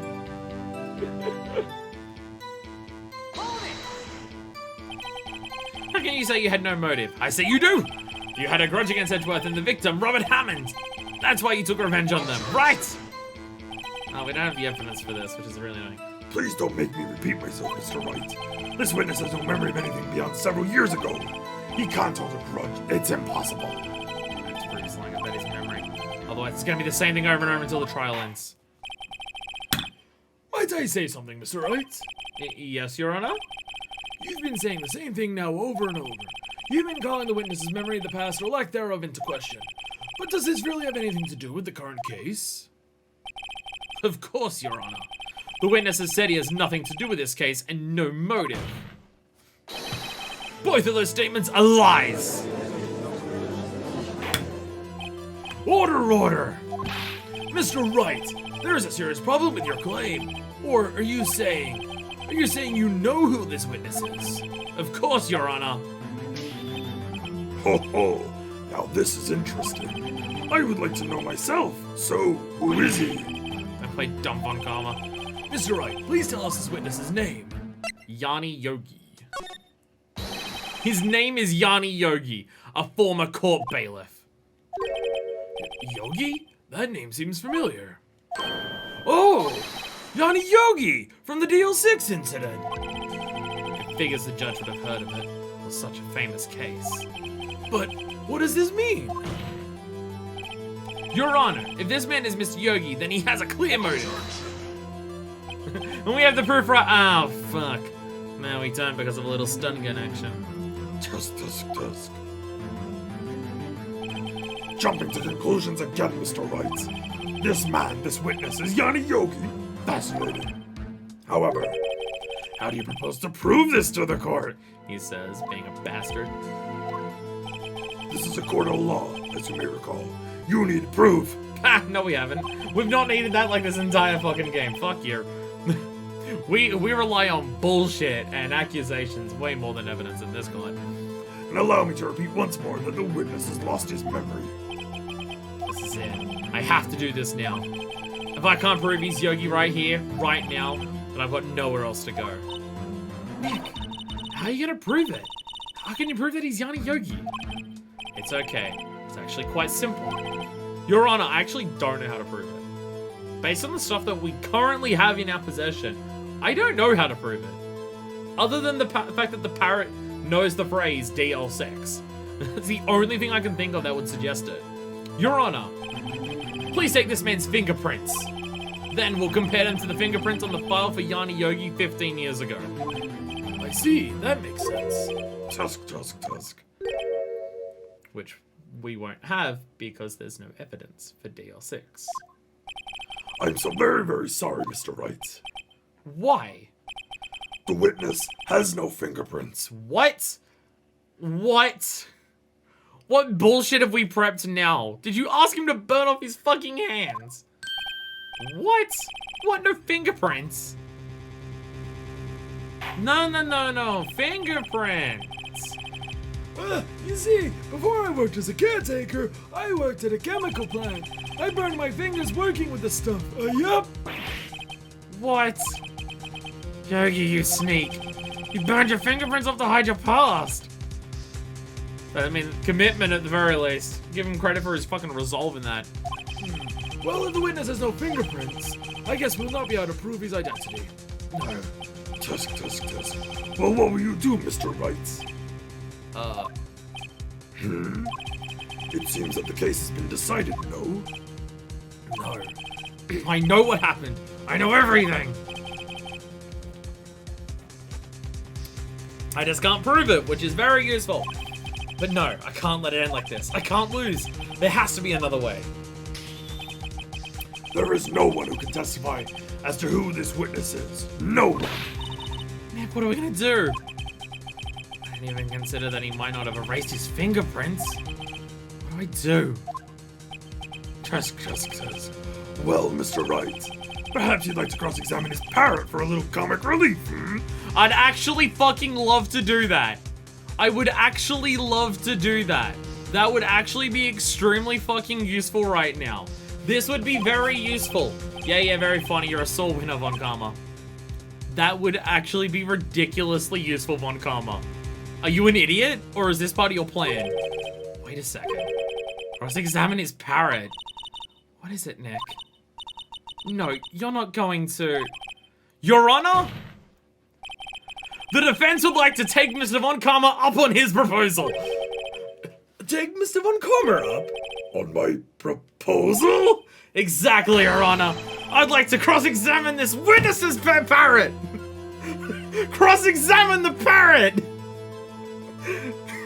This is gonna be the absolute definition of fucking winging it. I swear to God. Look, I'm proud of that pun. Fuck you. Order. What do you think, Mr. Montgomery? Did you even ask? This is a farce! I object! It was literally your idea. Wait a second. You're the one who suggested I cross-examine the parrot, Montgomery. I have a right to do as you suggested.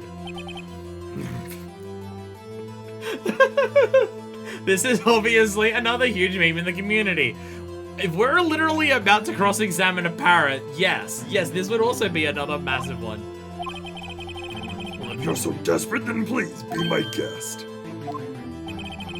Of course, should you go through with this, and nothing comes of it, then I hope you're ready for the consequences. It was literally your idea. Literally your idea. Nick, this is crazy. Well, still want to go through with your little game? Yeah, I'd actually fucking love to. It would be so useful right now. It is actually the decisive evidence we need. We fucking got you on the ropes, bitch. Let the parrot take the stand. This game is so good. I will cross-examine her, Your Honor. This is the most ridiculous thing I've ever heard. Montgomery's rigged every person's testimony, every piece of evidence, except the parrot. She's my last chance. At least, I think so. Bailiff, bring in the parrot. Yeah, let's go! Yeah! Let's fucking go! That's quite a bird. Please tell us your name. Name! You can't just yell name at the parrot. What's the parrot gonna do? The witness is ignoring me. The witness is a parrot. Must hurt me to be ignored by a bird. Very well, witness. Who is your owner? Please testify for us. This is so good! This game is so good! What the fuck is going on? I love it! I love it! Don't get me wrong, I love it, but what the fuck? Who is your owner? Ow! Ow! Ah!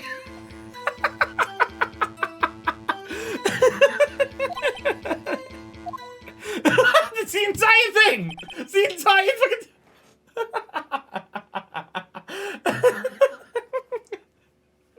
What did we expect? We need to say stuff. Sad the bird is ignoring him, just like Maya. Certainly the most concise testimony we've had so far. Very well, begin your cross-examination. Right. What are you gonna do, Nick? I don't know. What do we do, Maya? Organize attorney, it's all uphill from here. How does it go uphill from fucking cross-examining a bird? How does it go further higher than cross-examining a parrot?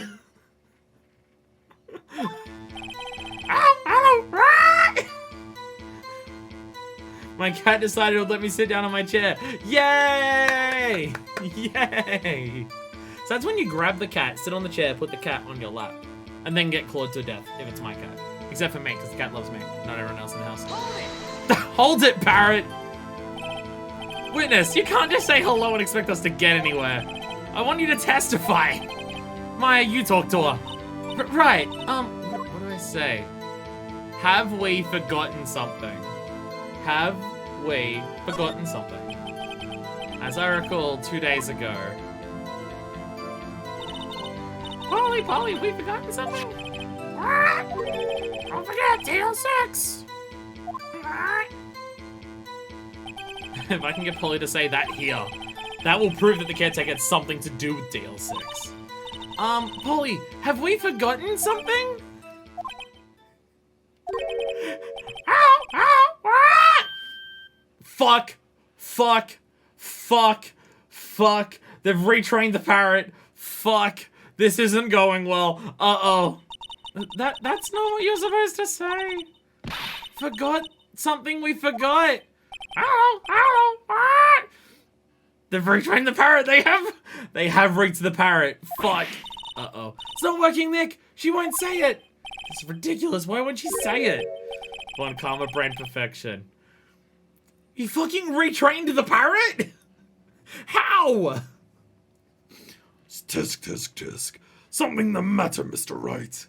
I feel like I feel like he mentioned the parrot to lure us into a trap.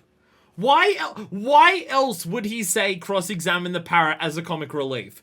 Other than to trick us. He has set up everything against us. Wait.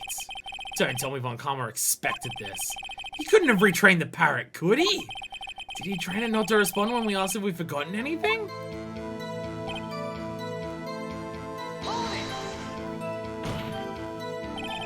Witness, you're here to speak. You must speak to me. Frankly, I can't believe that you're speaking to the parrot. Well, I guess we should try to get some information out of her. We need to show the judge that our owner is Mr. Yogi. Can we present something?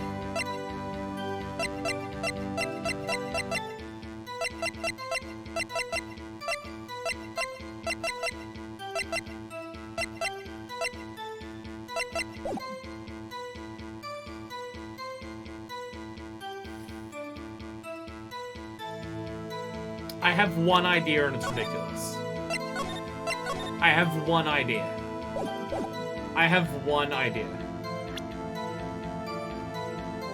Fuck, I can't present profiles. It's bullshit hour, what else we got? I was thinking if I could present a profile, I could present the profile of Hammond. Maybe seeing Hammond would remember what was said then.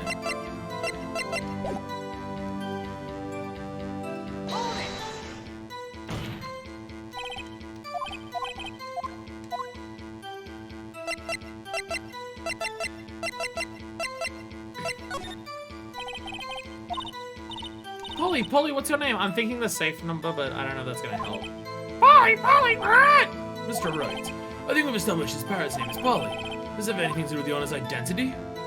No. Well, I guess it doesn't have anything to do with that, no.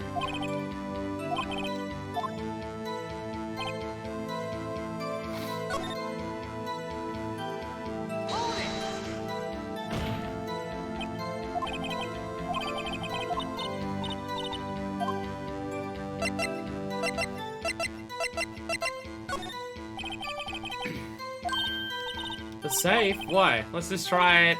Polly, what was the number of the safe on the shack? 1128! 1228! My, what a reckless parrot. Well, Mr. Wright, you're not claiming something to do with the... I mean, the number has to do with the caretaker, but it doesn't, like, help us get anywhere.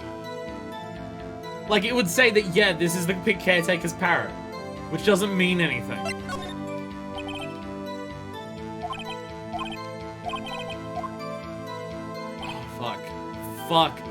Fuck. Well, and this was just when one comment back and forth. Want to nudge? Not yet. Way too early for that. Way too early for that. Like, if I say anything about the safe, like, we know what was in the safe. And what was secret in the safe. But I don't see how saying anything about that helps us get anywhere.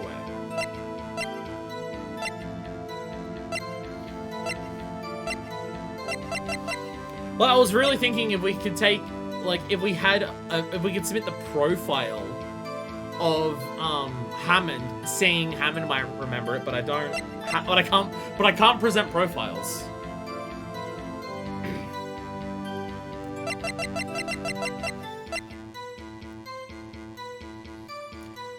Like, if it's not a contradiction with some fucking thing here. What does this say?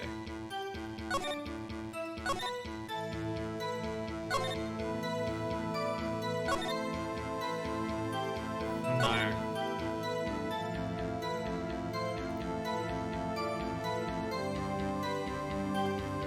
Oh, I forgot that detail! Oh, I forgot that detail! Oh, I forgot that! Oh, fuck! Oh, fuck! Because I was like, it has to be something to do with DL-6. That's what it is! Oh, fuck! Name! Yes, let's go! What's your name? Polly, Polly, ah! Yes. Yes, it does. I forgot that little detail! Yes, it does. Huh, fascinating. You claim that the parrot's name will prove her owner's identity. Then show us this proof. Nick, don't you think you're taking the bluffing a little too far? Listen, we're not here to answer the question of who is the caretaker. We're here to prove that he is Yanni Yogi. All we have to do is tie the name Polly to Yogi. Your Honor, the proof that the parrot's reveals the caretaker is, which is the DL-6 incident one? I just want to make sure I'm doing the right one. It's this! BAM! The DL-6 case file. That's quite a large file you have there. Which page is this proof on, then? Show us or stop wasting our time. Very well, Mr. Wright. Please show us the page. Where in this file is the information connected to this name's parrot? Suspect data? That was the final page. It's on the suspect data page. This page has all the information about Yanni Yogi. Right after he was arrested, his fiancée committed suicide, see? Indeed, it does say that, yes. What was his fiancée's name? Polly Jenkins. Polly! Exactly, Your Honor. He wanted to remember the name of his fiancée who had committed suicide. That's why he named his parrot after her. I see. I guess that is possible. It's not decisive, but it's literally anything. Let's grasp onto it with all the fucking fury that we can. Bah, a mere coincidence, that's all. My granddaughter has a dog she calls Phoenix.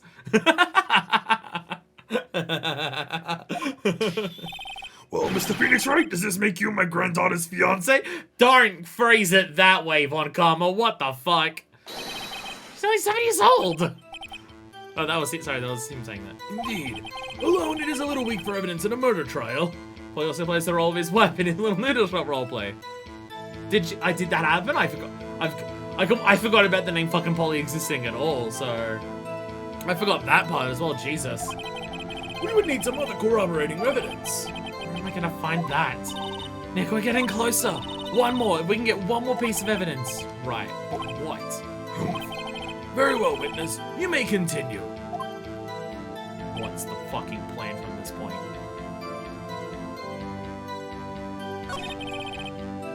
The safe code?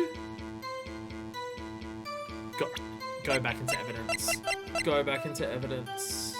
1228! No! No! 1228 does have something connected to do with it. It's the fucking date. It's the fucking date. What? That one's even more incredulous. That one's even more incredulous. Why would you put the save code as like the day that your life went to shit?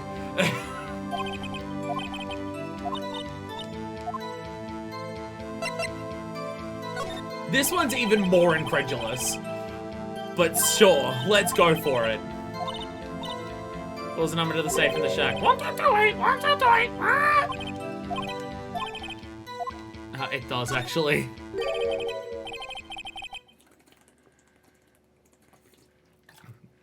Actually, it does. That's why I had her say it.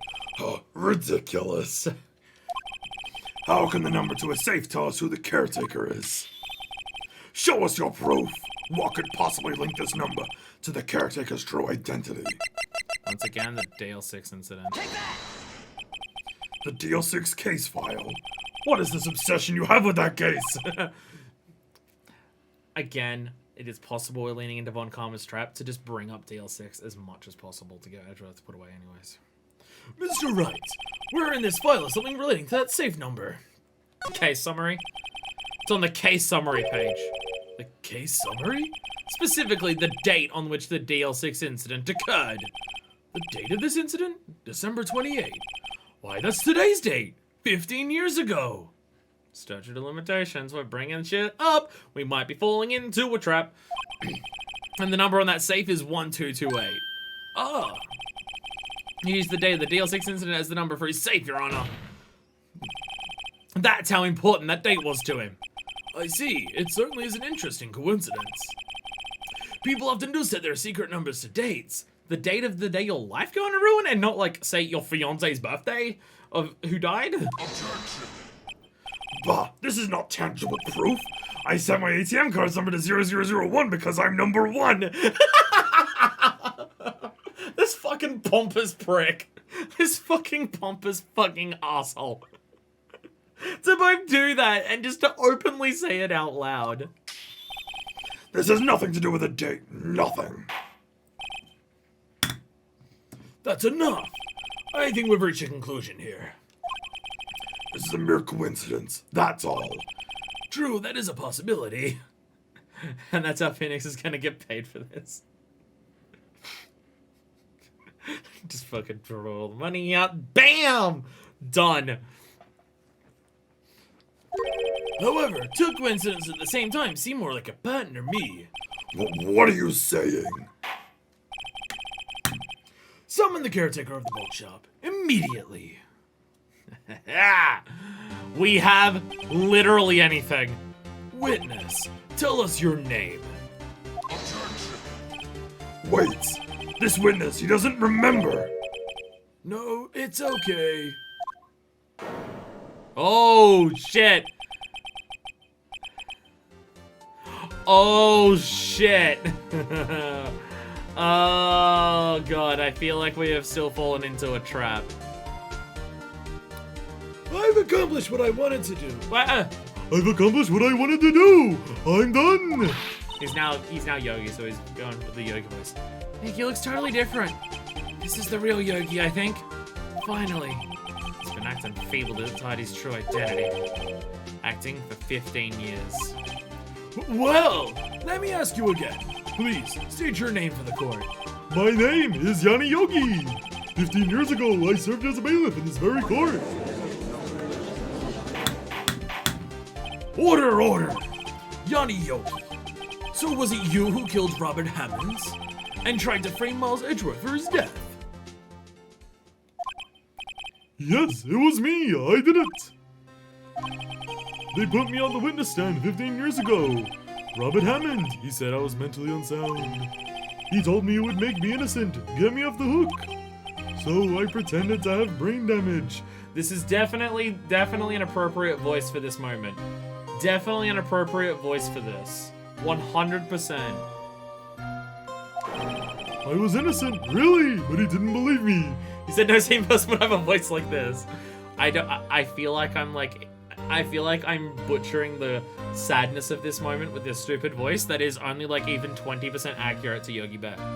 But in for a penny, in for a pound. We won the trial, but I lost everything. I lost my job, my fiancé, my social standing. I mean, yeah, like, I forgot the fact that his fucking fiancé committed suicide. Like, even getting off innocent, yeah. If the verdict made your fucking fiancé kill herself, yeah, I'd fucking hate Hammond too. At that point, I'd rather go to fucking prison.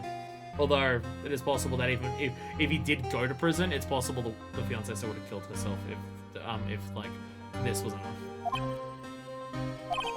Then this year, 15 years later, a package arrived. It was a letter and a pistol. The plan was written out in careful detail. It was a plan for me to take my revenge on the people who ruined my life. I didn't care who had sent it. I thought this was my chance. After 15 years, this was it. Finally, a chance to have my revenge on Robert Hammond and Miles Edgeworth. I have no regrets. Wait a moment. Revenge against Miles Edgeworth? What do you mean? I'm not at liberty to speak on that matter. Why don't you ask Mr. Edgeworth yourself? Anyway, I admit it. I was the one who killed Robert Hammond.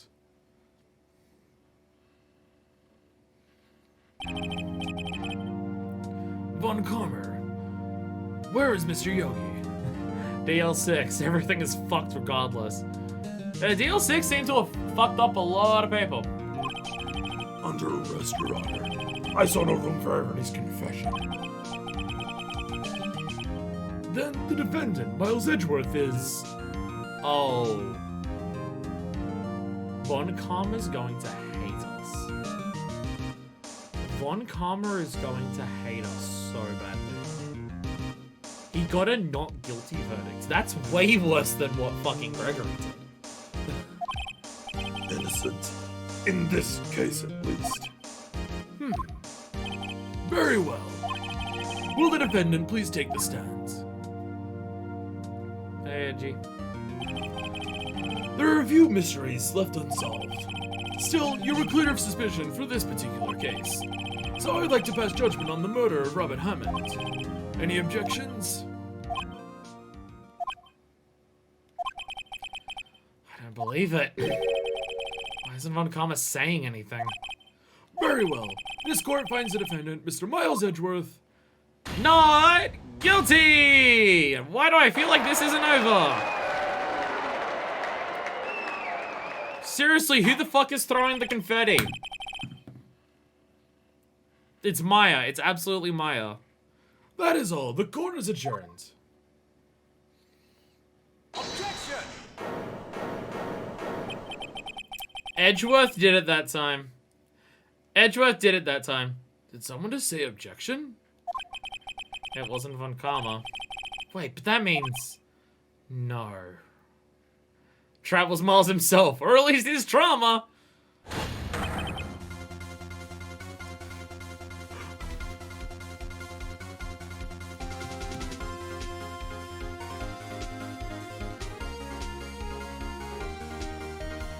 Why is this music playing now? I don't understand. Why is it now that it's doing it? This is normally for happy good times. Not this. Your Honor, I object to your judgment.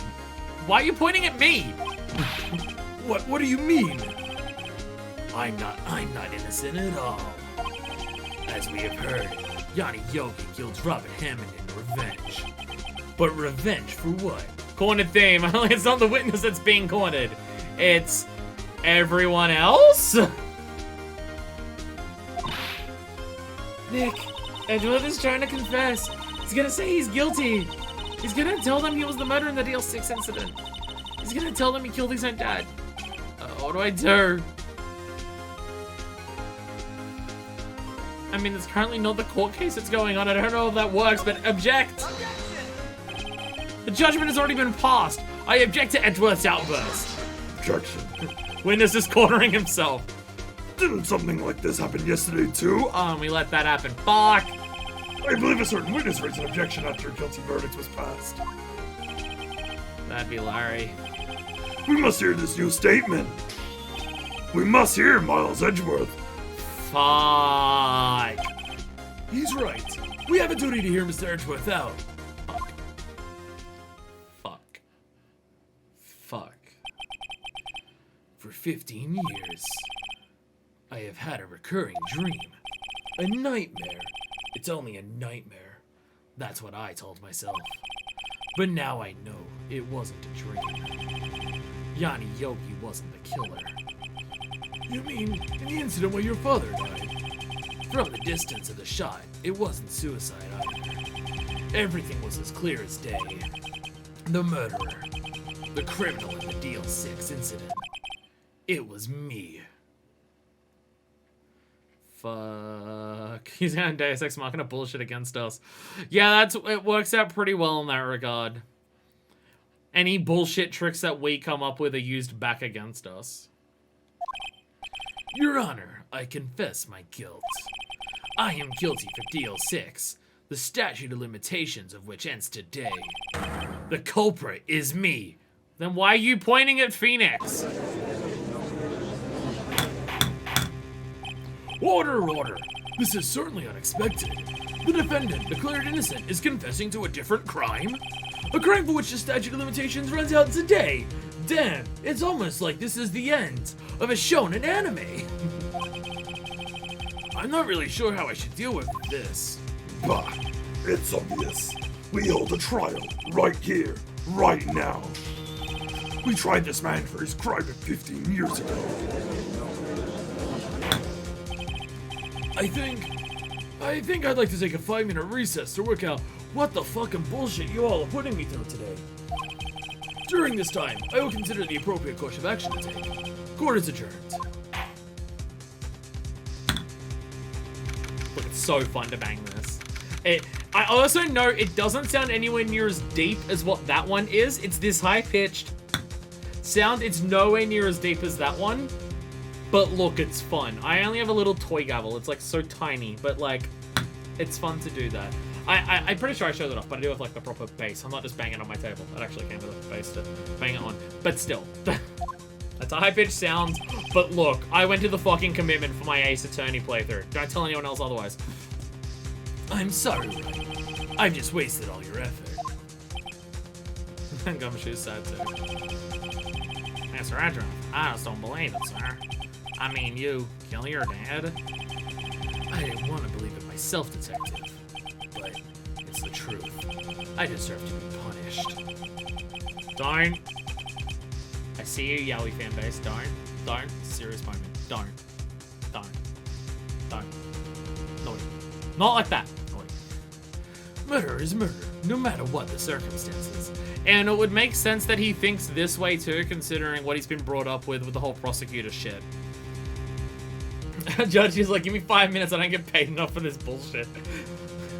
Like, whenever he comes into a new case, trial is now in session for the defense is Phoenix Wright, god damn it. Alright, we're gonna be here for a couple days, some weird bullshit's gonna happen. But fine. This is crazy, just crazy. Nick, what are you doing? Huh? Oh. I was just reading through the court record one more time. I'm getting my case ready. Your case? For what? Huh? Isn't it obvious? You're gonna prove that Miles Edgeworth is innocent. Please let this be a normal trial. With the right? No way. Never once will we have a normal fucking case. What are you talking about, pal? He just admitted to it. He confessed that he did it. In court. I'm sorry, Edgeworth, but I don't believe your nightmare. What? It's just a dream. It's not real. The truth is right here in this court record. In any case, tighten your belts. The real fight is just beginning. I'll prove you're innocent. Trust me. Right. December 28, 2:30 p.m. District Court, courtroom number 3.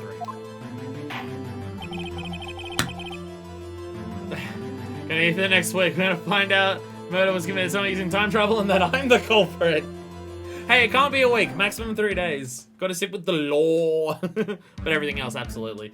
Time travel will come up in one of these. I'm expecting Phoenix Wright himself to show up in the one that takes, like, in the Great Ace Attorney that takes place way in the past. Like, he's gonna show up at some point with time travel bullshit. Or the Professor Layton crossover will have time. Something's gonna have time travel bullshit somewhere. We started this game on the fucking Spirit Medium shit. This can go anywhere. Truth is, we're all video game characters. None of us are real. None of us have committed murder. Damn. Are you saying that you don't believe in the power of fiction? Yes, I did just use a Danganronpa V3 reference against you. Now what are you gonna do, bitch? Oh, weird. Deku left the chat. Judge, Miles Edgeworth has admitted his own guilt. He has confessed his crime. Is a confession enough if they don't detail how they did it? Or any evidence that they did it? I mean, probably in this corrupt court, yes, but like, in a normal court. Also probably in this. Let us begin by hearing his testimony. Then, through low pointless, let the defense do their cross-examining. The statute of limitation on the DL-6 incident runs out today. Though it's unconventional for me, I'd like to run this one by the book. I see. Does the defense have any objections? No. No, Your Honor. Karma. You knew this was gonna happen from the very beginning, didn't you? Well, maybe not day one, but after we got in the way with a bunch of bullshit, he probably had this as a backup plan. Probably not because of plea deals, IRL. I hate the law. Very well. Will Miles Edgeworth take the stand?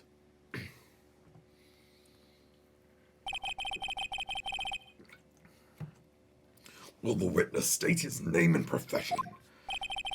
Miles Edgeworth. I am a prosecuting attorney. Edgeworth knows how fucking annoying it is when people don't do that, so he just does it perfectly fine.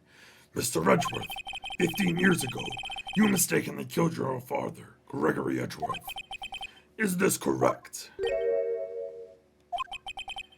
It is correct. And testify about this matter to the court. I'm gonna Edgeworth was telling me about his stream, yesterday I noticed something. One detail didn't quite fit.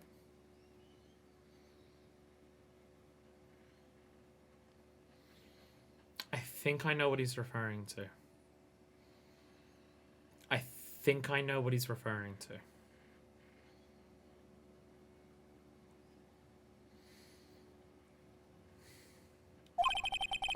That will be the key, but I don't know if I can get it to work. Please, please.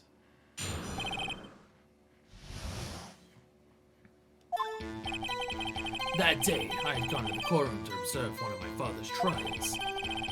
As we went to leave, an earthquake struck, trapping us in the elevator.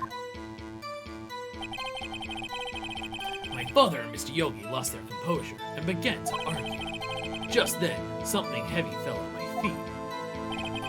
I picked it up and threw it at Mr. Yogi. I wanted them to stop fighting. A moment later, there was a single gunshot, then a scream. It was a terrible scream. I remember it to this day. That's all. Yeah, no, I'm picking up on it too. There's something about that that doesn't make sense. Or at the very least, what he's thinking isn't the case. And until now, you thought this memory was a dream. We were stuck in the elevator for 5 hours. The oxygen in that elevator ran out, and I lost my memory of the events. Bah, the same claim Mr. Yogi has made. Very well. Mr. Wright, your cross-examination, please. Fire and Phoenix in sync. Well, there's one detail about the scream that doesn't make sense, based on what we know of the case.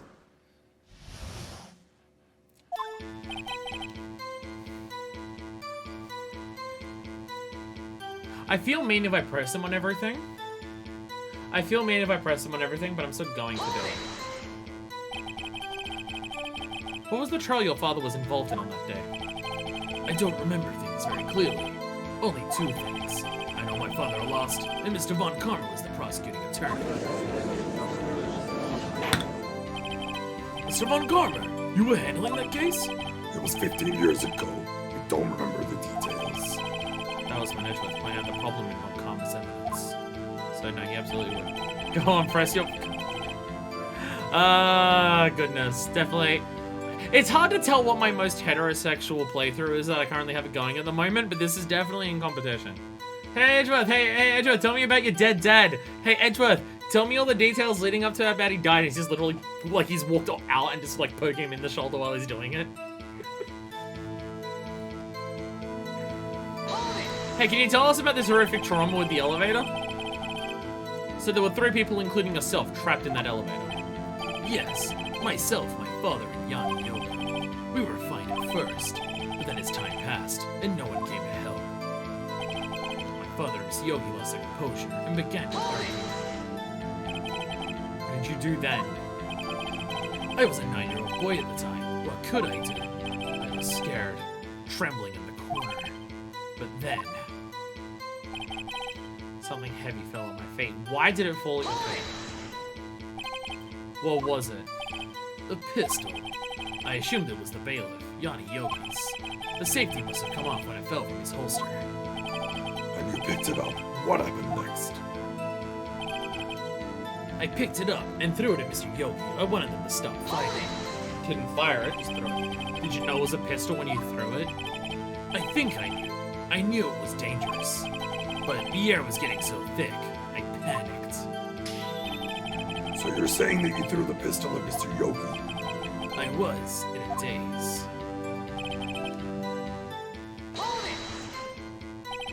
The gun fired once. Yes. I think after I threw it, I lost consciousness. Since then, they've echoed in my head every day. That gunshot and that horrible scream. The scream.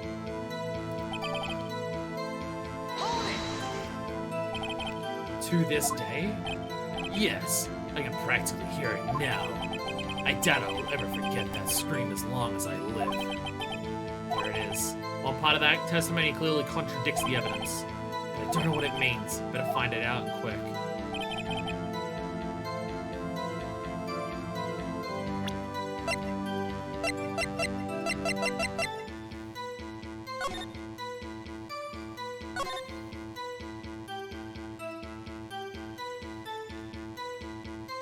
Oh! Oh, I didn't realize that either. Oh, that's not... Oh. Oh, no, this is going totally different to what I thought.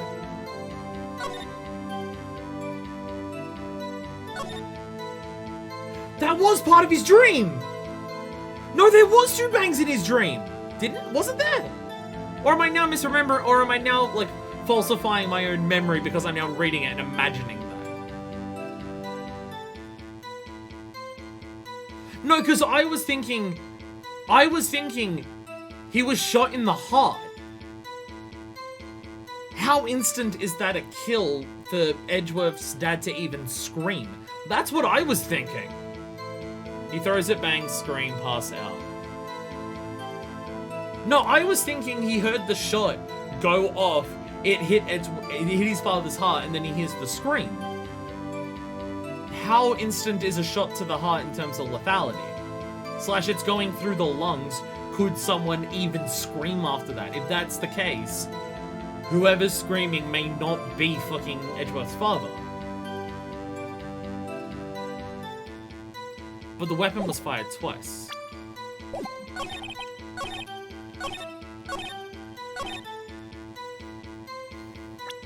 Oh no, so he was shot in the heart, he was probably too late.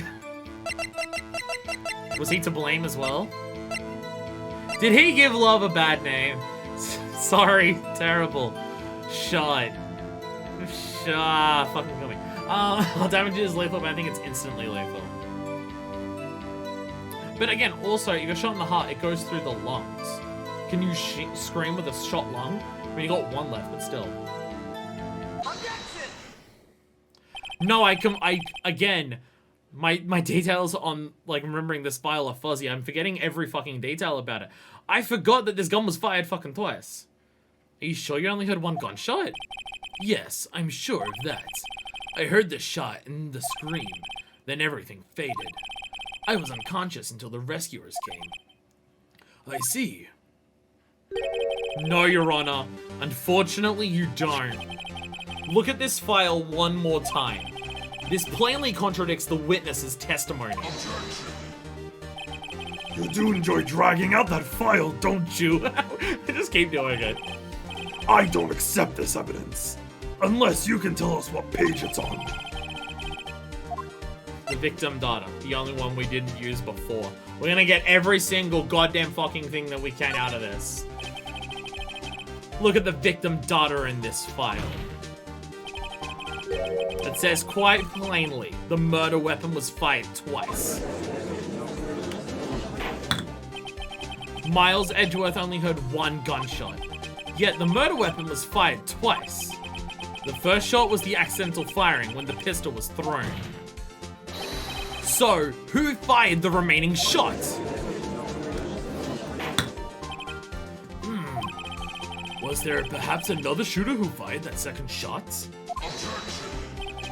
Your Honor, as I'm sure you're aware, this incident occurred 15 years ago. The evidence is dated. The pistol did fire twice. However, we do not know when that second shot was fired. It might have been fired the day before the incident. There is no proof that the second shot had anything to do with this incident. What? I see. You do have a point, Mr. Wright. The murder weapon was fired twice, as we have heard. One of those shots was fired by the defendant, a boy at the time. Do you have any proof that the other shot fired had something to do with the case?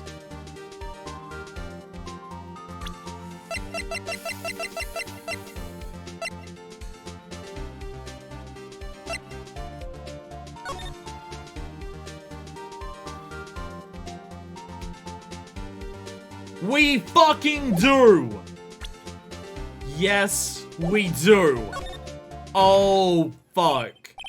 Your Honor, I think I'll be able to show you proof. Oh, fuck, we actually do! Once again, I'm scrambling through all my evidence to just be like, wait, what the fuck? What? Impossible. Now, Mr. Montgomery. Save your surprise for after you've seen the evidence. Very well, Mr. Wright. Show us your proof. Do you have evidence that the second firing of the pistol is related to this incident? I abso-fucking-lutely do! Take that!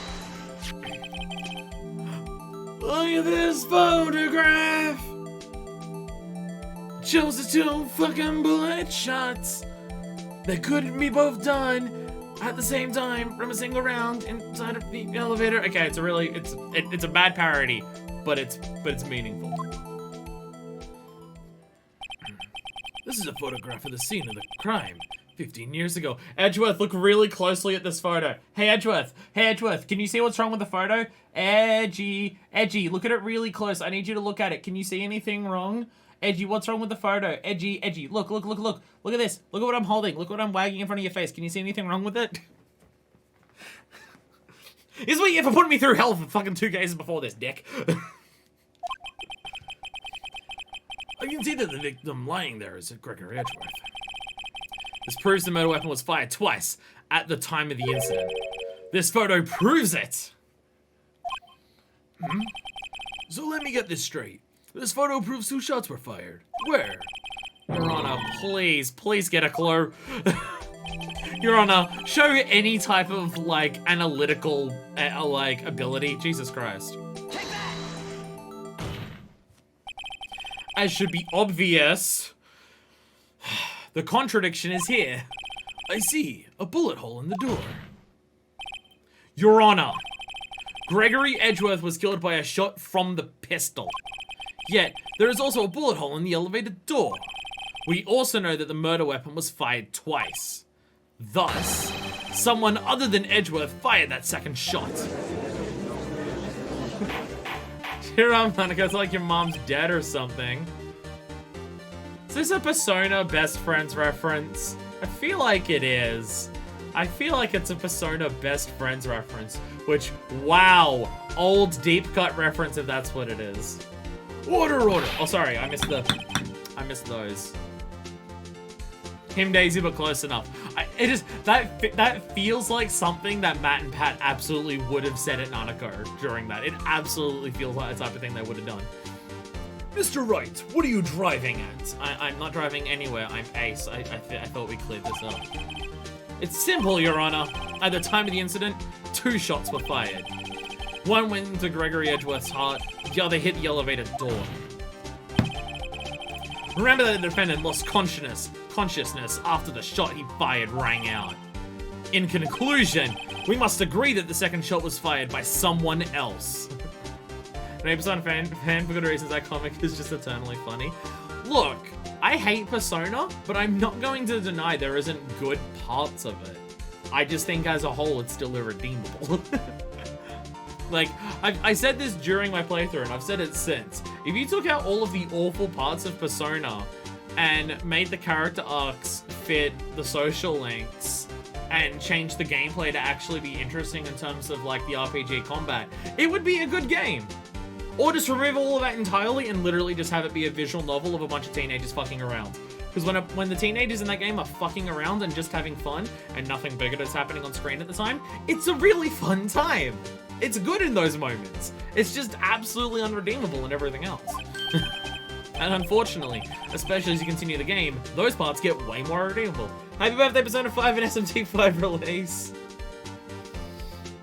Isn't SMT 5 not out yet? Or is it coming out this day next year? Also, I didn't realize Persona 5 came out, like, at this time either. Mr. Wright, but who else could that someone else be? The murderer, of course. Objection. I knew I should have stepped in before your wild fantasies got out of hand.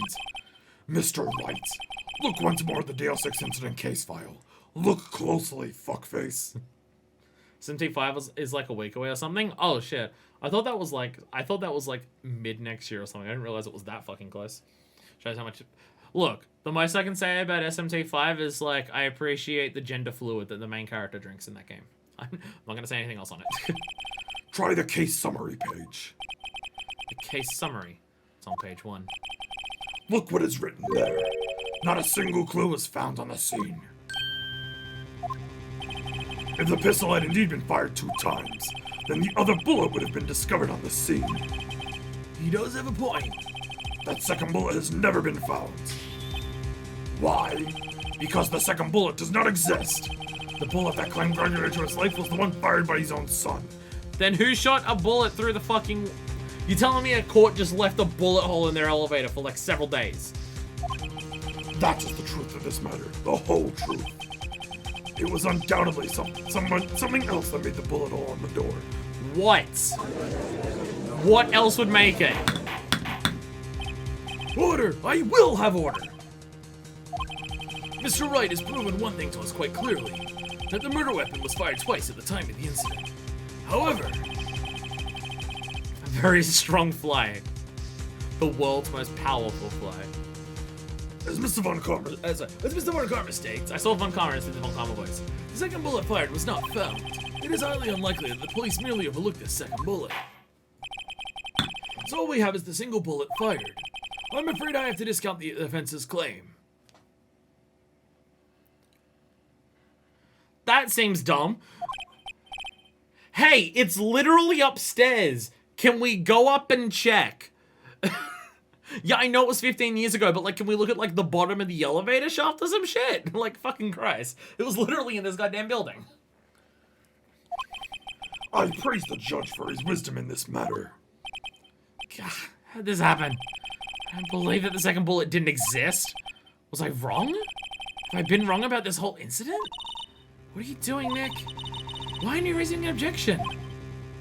I'm sorry, Maya. What? It looks like I was wrong. Nick? The second bullet wasn't there, and all my conjectures are for nothing. No. But you said you'd do it, Nick. You said you'd get Edgeworth declared innocent. I'm sorry.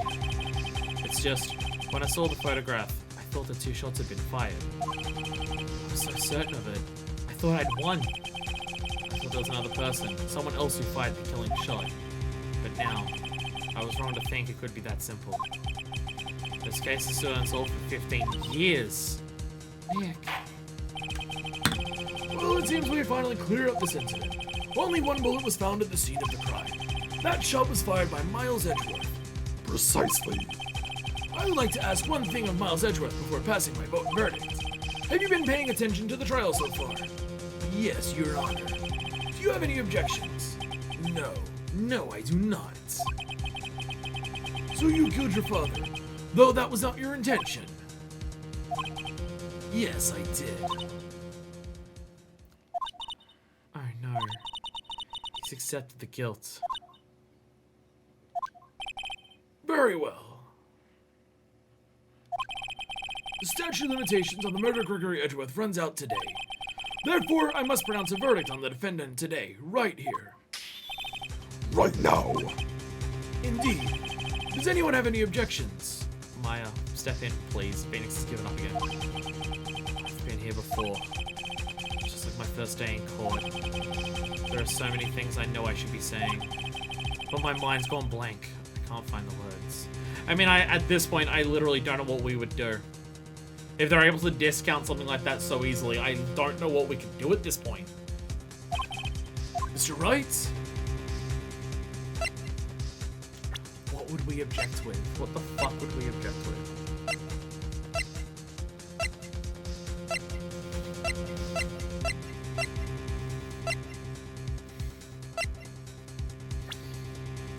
Thanks, my Chana. Mia Chana. I mean, it'd be lame if Mia showed up right now. I would honestly hate that. I'd honestly hate that.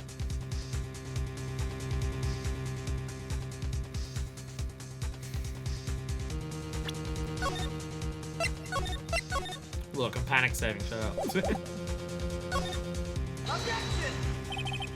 Your Honor, I object. Tisk, tisk, tisk. Mr. Wright, on what grounds do you object? Nick? I don't know. His case is perfect. It's not even close to perfect. You're just trying to solve a 15-year-old's murder case on the fucking fly. I know. It flashed to me for a second.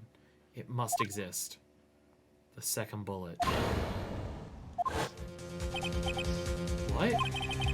What did you just say? Nothing. Second bullet must exist.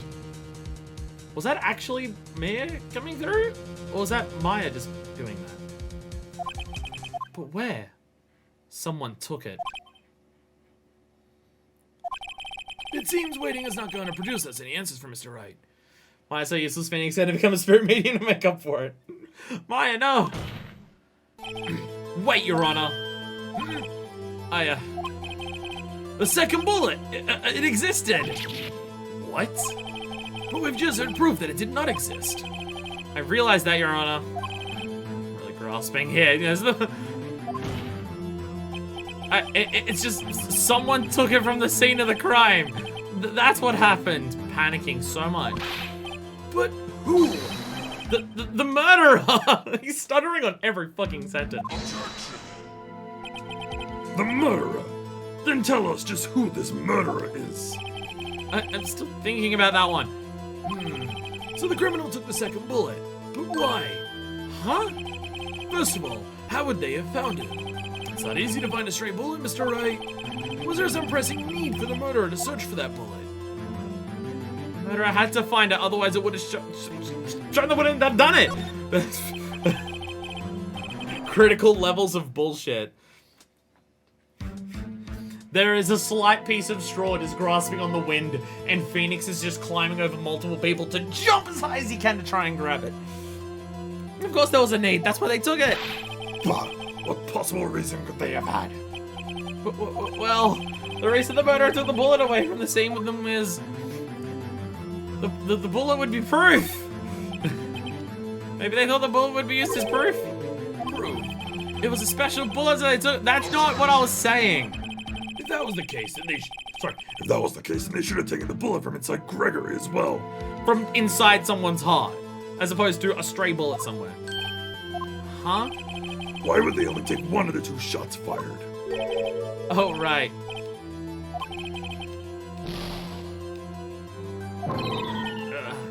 This isn't going so well.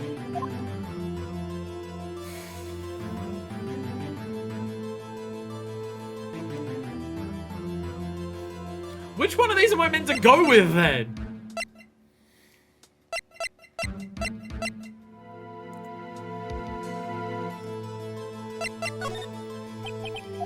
We're bullshitting at this point. Nothing he's saying makes sense. Murderer was cautious? I don't fucking know what you want from me.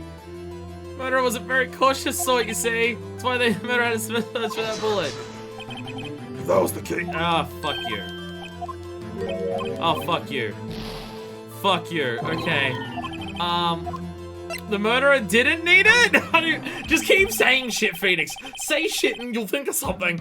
Why the murderer have to spend time to look for a stray bullet? I haven't gotten a clue. Bah, murder had no reason to take that bullet. You don't want to admit it, but it's true. Ugh. Had to take it. Had to take it. The murderer? What does that mean?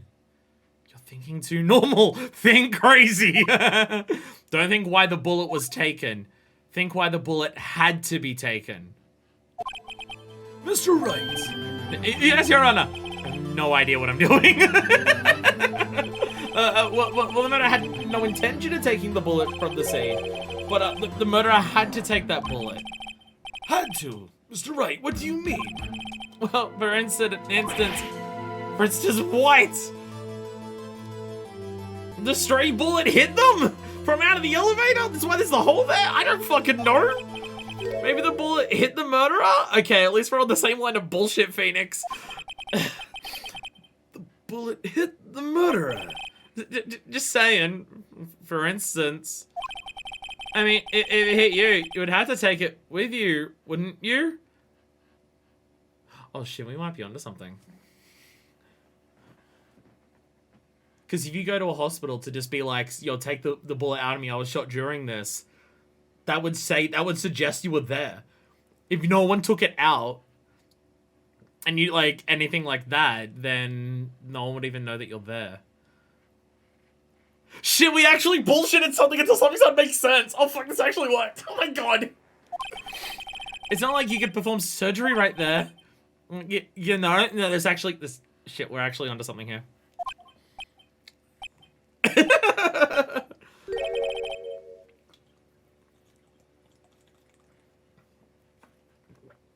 Wait a second. I was just talking off the top of my head, but what if that's really what happened? Let me get this straight. Let me get this straight. So at the time of the murderer themselves was shot? And they left with the second bullet still inside of them, thus leaving only one bullet at the scene of the crime. Yes, I guess that's how it would work, yes. But there's a problem with that. The other two people rescued from that elevator, Miles Edgeworth and Yogi were both unharmed, but the bullet hole's in the elevator. It left the elevator. Although, if the bullet left the elevator and just hit some random fucking person, how could that random fucking person then kill any of them? The guns... Ah, it still doesn't make sense! The murderer came from outside, yes. Sure! Let's roll with that! Sure! The two men fight inside the elevator. Trying to stop them, the boy picks up the pistol at his feet and throws it. Pistol discharges and the bullet goes out the window. Hits the murderer outside. The boy loses consciousness.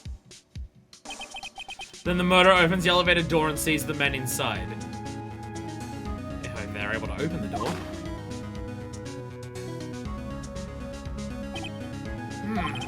Mr. Wright, you are truly the most unpredictable defense attorney I've ever known. I can tell you're grasping, yet I cannot deny the possibility of what you say. What do you say? Deny it! Deny it! No one involved with the incident was wounded. There was no murderer. No one was wounded at the time of the incident. He's right. I can't think of anyone. Hey, Nick? Huh? I just thought of something really crazy. Oh dear God, what? Crazy? Crazy enough to work? What the fuck is your plan, Maya? Remember what Mr. Grossberg said yesterday?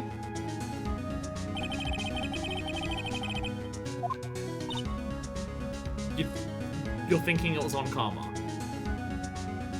That would be awfully convenient.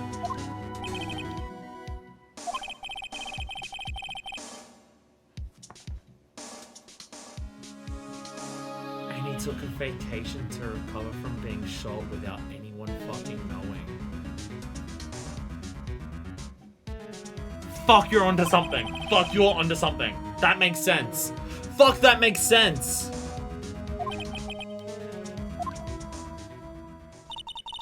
What if Von Karma didn't take that vacation because of shock, but took it because he was injured?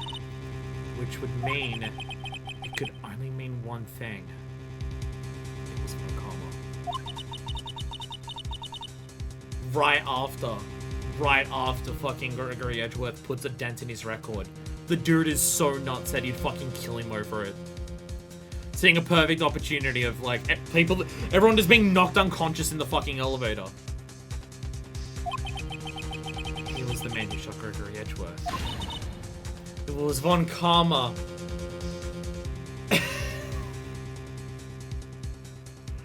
How do we prove this?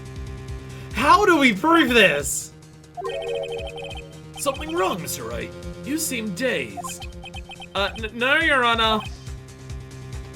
Well, you have indicated the possibility that the murderer came from outside. Can you give us the name of your suspect? Uh-oh. Should I come out and say it now? What better time? Everyone being carried in the elevator and a convenient gun lying on the floor. And he just got shot. Dude would be pissed. What better time? Your Honor, there is a suspect. One lone suspect somehow.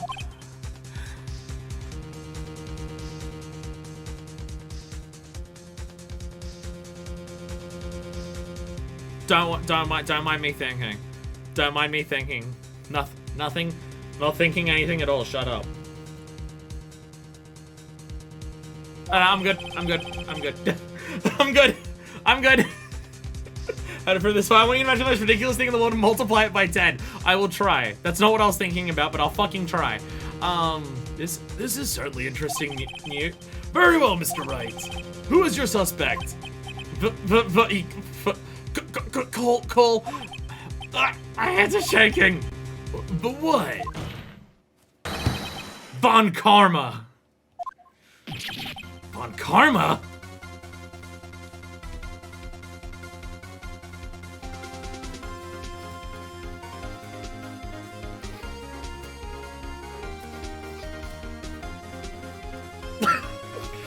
I got so much hair in my face on that one. So much hair in my face. Von Karma. Everyone's silent. Everyone's silent as fuck. You mean the Von Karma, the prosecutor, the one standing right over there? Awfully convenient. Bah. You don't object? I see no need. Why honor this ridiculous outburst with my objection? Because you took a vacation for several months starting the day after the incident. You pride yourself on a perfect record. Why would you take such a long vacation without any reason? So you're claiming that I took a vacation to heal my injury from the incident? Fascinating. Prove it. I would have needed surgery, no? Where did I go under the knife at, Mr. Wright? Bring the doctor that operated on me. Have him testify. Nick, let's find out who his doctor is. It's no use! Had to do the Sonic reference there because he's Shadow. Edgeworth? I know Von Karma, perhaps too well. He's perfect. He wouldn't leave clues. He probably didn't undergo surgery. That would leave a doctor as a witness. Or is that perfect? Unless someone's that fucking insane to go through with that. So what, Nick? Did Von Karma pull the bullet out by himself? What if he never pulled it out? Von Karma, I demand you take off your shirt! It's insane! No, you couldn't have. You can't just pull bullets out of yourself. Wait. What does that mean? That bullet has to be somewhere, but where? Tusk. Well, Mr. Wright, can you produce evidence to prove that I was shot?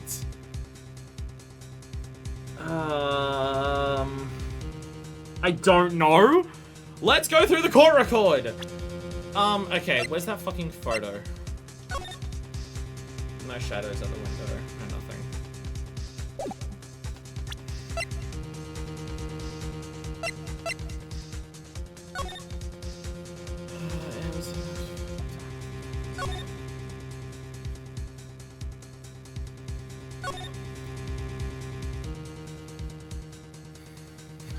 Fight each other shirtless on top of the Millennium Tower. Let's do it.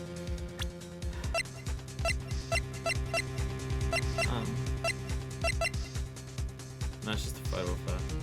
So we've never used it in court. I think we just use this to talk to people.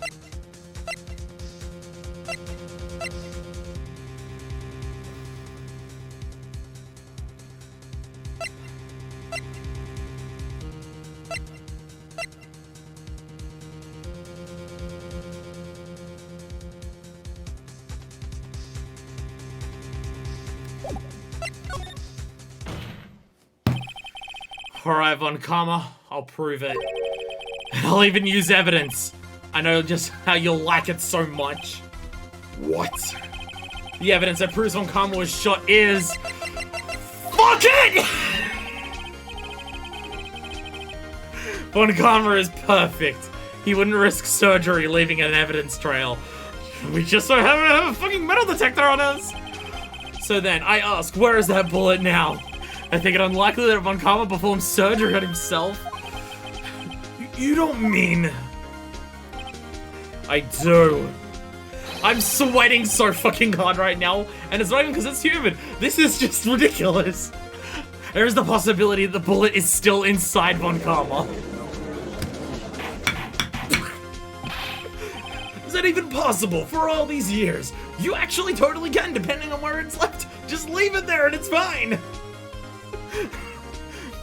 God, it's not even fucking like... Our ability to bullshit is getting us way too far in this, but sheer dumb fucking luck is too. Well, there's one way to find out. We could use this metal detector. Well done, Karma. I'm gonna run this over you and see what I find. Oh, we fucking got him! We have him on that. I refuse. You refuse? But refusing this means... You acknowledge that the bullet is still inside you. Order! Order! Order! Your Honor, the defense requests that we be allowed to use the metal detector. Object on what grounds, bitch? Judge, I call for suspension of this trial. This is invasion of privacy. Fuck you. Statute of limitations ran in this case today. It was you who said we had to end it right here, right now.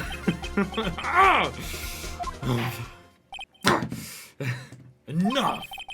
I permit the use of the metal detector. Mr. Von Karma, you will submit yourself to testing. Nick, what does this mean? I don't know, but we have to give it a shot. I mean, it's circumstantial at best, but let's fucking try it.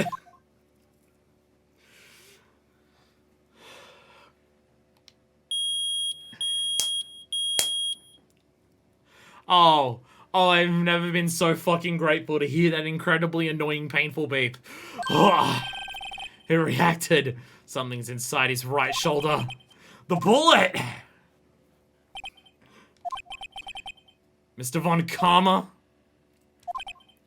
You. It was you.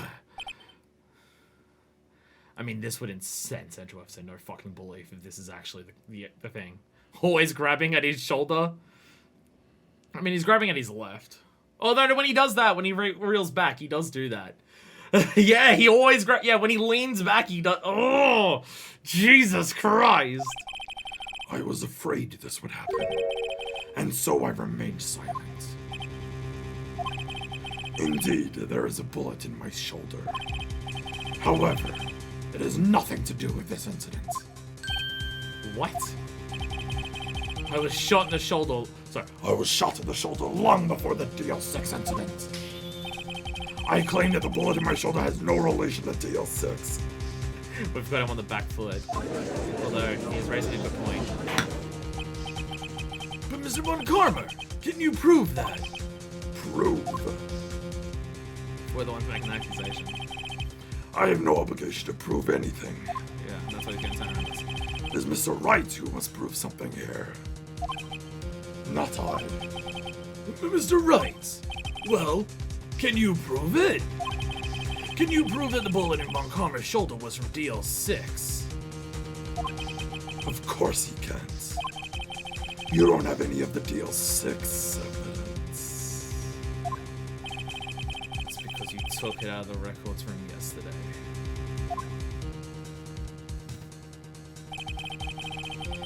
With no proof, you cannot convict me of any crime. So sorry, Mr. Wright. No. I'm the one who's sorry, Mr. Von Karma.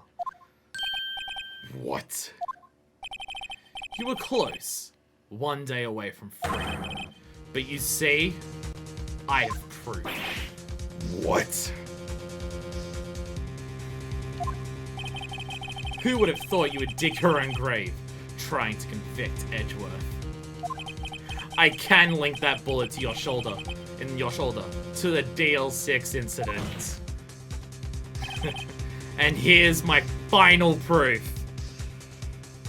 Because Mr. Von Karma, the one who actually committed the crime, was you! No alibi, no justice, no dream, no hope. It is time for you to pay for your crimes! I pressed the wrong button. I ruined it all by pressing the wrong button. Damn you! Fuck you! I hit the thing when I pressed it. Damn it. It is time for you to pay for your crimes. Take that! A bullet. Look, I hit the analog stick right as I did it. Shut up. Where did you get that? This is the bullet used in the DL-6 incident. This was taken from the heart of the victim, Mr. Gregory Edgeworth. The bullet is preserved quite nicely, with all the ballistic markings intact. Ballistic markings. You may recall the term. It came up in the first trial 2 days ago. Ballistic markings are the fingerprints of a weapon. All bullets fired from a gun are marked with that weapon's unique pattern. By examining the markings, you can tell which weapon fired the bullet. It's quite accurate. Fuck yes it is. We have 2 bullets in our possession. One, the bullet removed from Gregory Edgeworth's heart.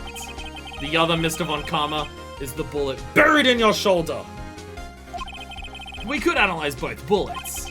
Then, if the markings matched, we would know that both bullets had been fired from the same gun. The very same pistol. In other words, the murder weapon that killed Mr. Gregory Edgeworth. Mr. Von Karma, you will let us remove the bullet from your shoulder. Then we'll compare the ballistic markings to those on this bullet. And solve this case once and for all. Well, Mr. Von Karma?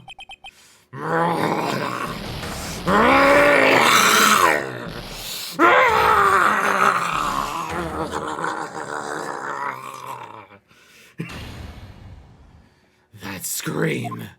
I've heard that scream before. Wait, I know.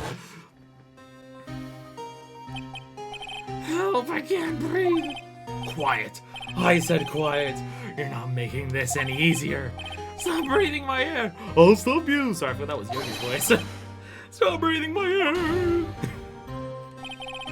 Get away. Get away from my father.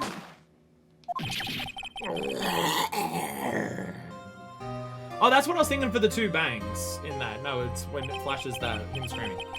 It's the scream that I heard in the elevator. 15 years ago. Von Karma! It was you who screamed, and he's finally pointing at the correct motherfucker. Ugh.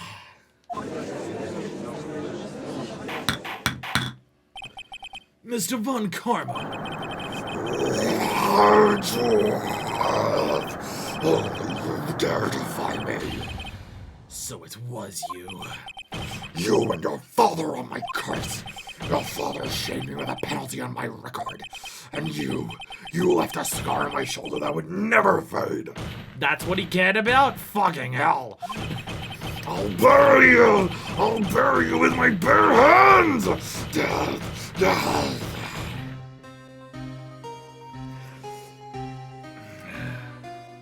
He killed Miles' dad, raised Miles to be everything his dad stood against, and schemed to get Miles to put away for his father's death. This motherfucker is sadistic to a fucking T. His yelling walls caused the earthquake in the first place. Somehow. Chief Prosecutor, I am sorry. When Conrad's like you to make this kind of error, I never would have thought that Edgeworth would be the one to catch you. I guess it's the judge. They say there's still a dent in the wall to this day. I was careless. I'm sorry, but you will have to be penalized. God, how many penalties have I had in this playthrough? I've not murdered someone over them. I've covered few in the past, but not this time.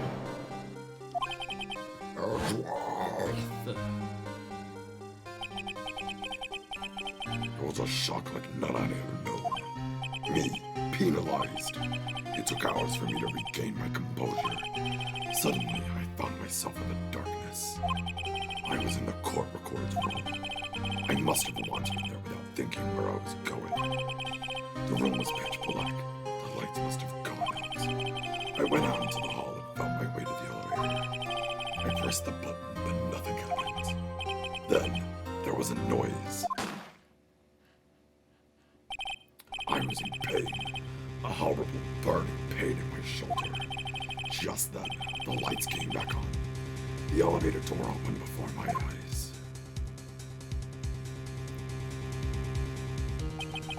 saw 3 people inside, all lying unconscious from oxygen deprivation. Much to my surprise, a pistol lay at my feet. I knew then it was destiny.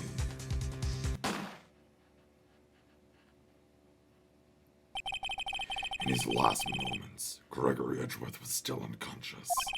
He died, never knowing who had shot him. And that's why Misty Faye, when she channeled him, he said it was Yanni Yogi. Later, he spoke through a medium, blaming Mr. Yogi. He was fooled. It was the perfect crime. Until 15 years later. Tusk. Who would have thought another man would have come to open that elevator door? Judge? What? What are you doing? Do your job. Bring an end to this miserable charade. Now, end it. Very well.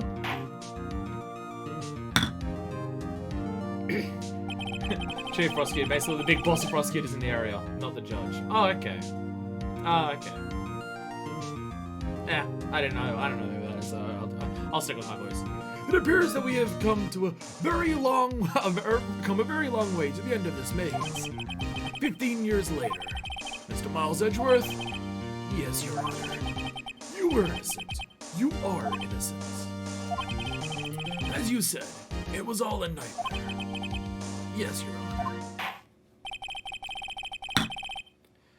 The court finds the defendant, Mr. Miles Edgeworth, not guilty Of 2 things, of 2 different cases in the same day. Hell yeah. That is all. This court is adjourned. Holy fuck. Holy fucking shit. I'm out of water. I killed a different person when I was even younger. God damn it, Edgeworth, please. Well, if he was even younger, statute of limitations run out. Case closed. Nick, we did it! By more sheer dumb luck than anything else, but we did it. Did you see his face? Montgomery looked even paler than usual. He's pretending to be all cool, but inside you crushed him, Nick. Crushed. I gotta say, I'm impressed. It was pretty close, though. I was sure we'd had it. I know, I was on the verge of tears the whole time, myself. But now that it's all just a good memory. Hey, Edgeworth. Also explains Von Karma sending the note to Yogi about how he knew about Edgeworth thinking himself guilty. Only person who could have known that was the person there when I opened the door. This is very true. And it also makes way more sense of, like, why Von Karma asked Yogi to do this now. Statute of limitations about the right now, etc., etc. So, it's finally over, Edgeworth. Anything to say, buddy? Right. Yeah? Oh, those unnecessary feelings again. I'm not sure how to say this. I know! Try thank you! I see. Right. Will you top me? Thank you, Wright. You're welcome. I think you could have done better than that. Yeah. Sorry. I'm not good at this sort of thing. You got a lot to learn, Edgeworth. He's got you there. Woo! Amazing, pal! You pulled through that just like I thought you would. I'll never forget this. I owe you one, pal. And tonight, let's party, see? Dinner's on me, see? Yeah, my salary went down a bit this month. But who cares? See, Mr. Edgeworth? Someone's buying us dinner. Because we're not getting any fucking money from anything. Edgeworth, you have got to pay us so much fucking money for this case, though, I swear to God. You should take a lesson from Gumshoe. Chinchilla. That's how you say thank you. I see. Whoop. I feel foolish. Don't worry. Take it a little bit at a time. You'll get used to it. 15 years since I've seen Edgeworth this. I'm guarded. Hey, y'all! What are you doing back here? You trying to fucking screw us? What are you doing back? Why? Why would you come back? As thanks, I'll bottom tonight. I was sort of rage my vengeful monster. I'm emotionally stunted. Only slightly. Only slightly. Here's how you say thank you. You take a few hundos and out and give them to me. A few hundos? Bitch, it better be way more than that. Like, I better not need to take another case for like a fucking year. Y'all great in there. Thank you. Yo, Edgeworth, congrats. Thank y'all very much. I knew you were innocent from the start, of course. No, you didn't. You literally tried to get him sent away. Just look at you. You wouldn't stick your hand in the cookie jar even no one was there.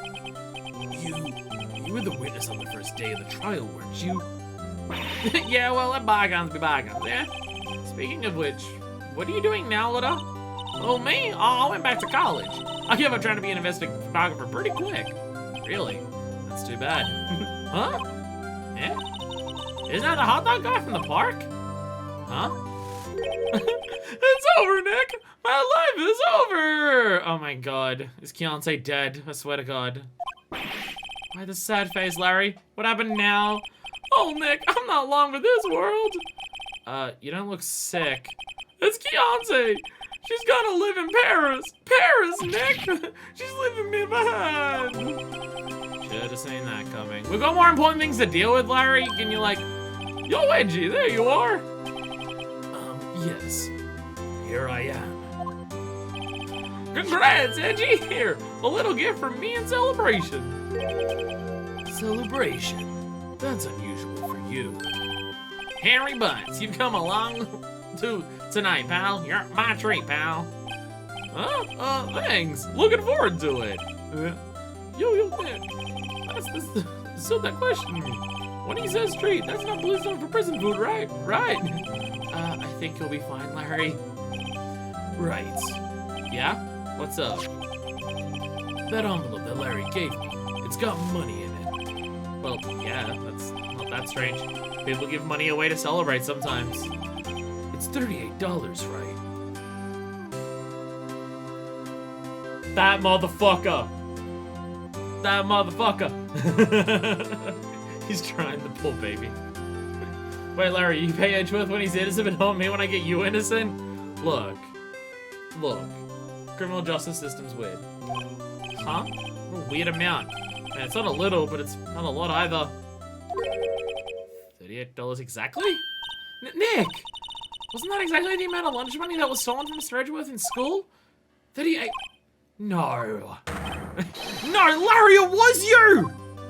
Class trial right now! Your Honor! We got another one! I'm sending this bitch to prison! What are you so surprised about, Wright? Huh? Larry was absent that day from school, right? That doesn't automatically rule him out as a suspect. What? Think back to that day 15 years ago. He said he didn't remember. Larry took the day off, but he was bored, so he came into school anyway. Then he saw the money lying there, and the rest is history. I never was good at history. Yeah. Edgeworth, you didn't know, did you? I suspected. I just couldn't picture Larry protecting you like he did that day. Everyone else was saying you did it. The whole class was against you, remember? Yeah, too well. Right, you may not know this, but we used to have a saying back in school.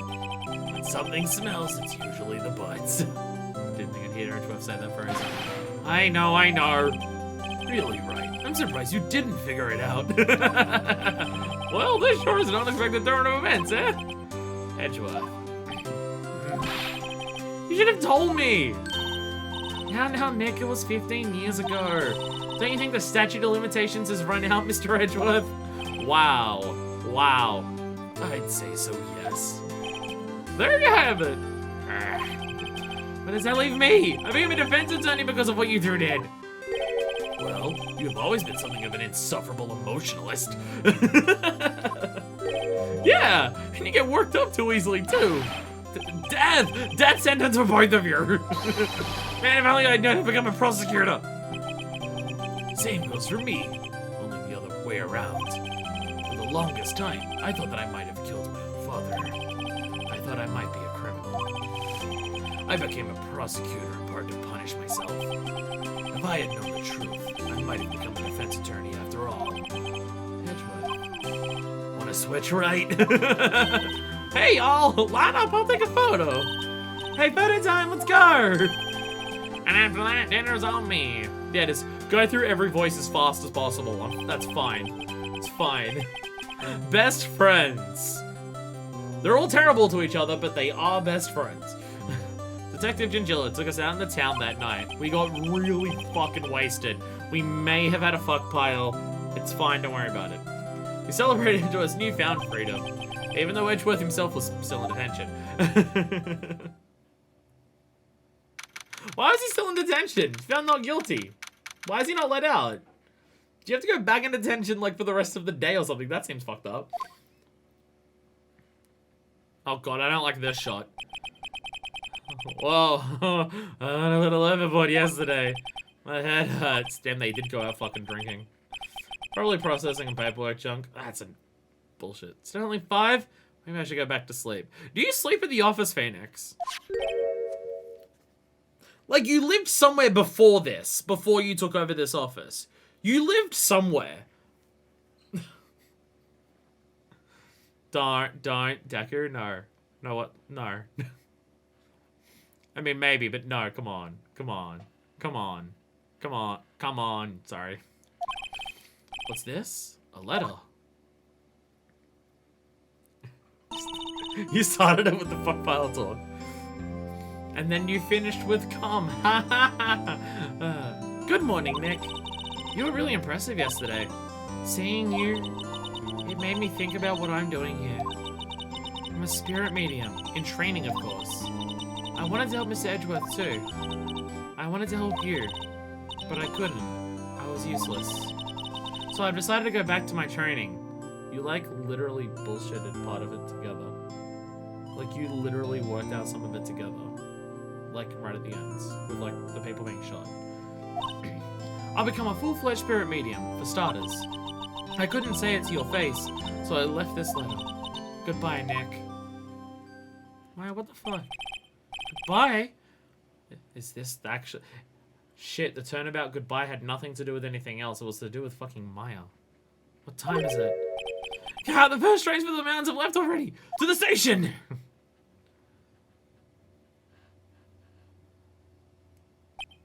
Is she here? I guess I'm too late. There she is! Hey! Nick? Maya!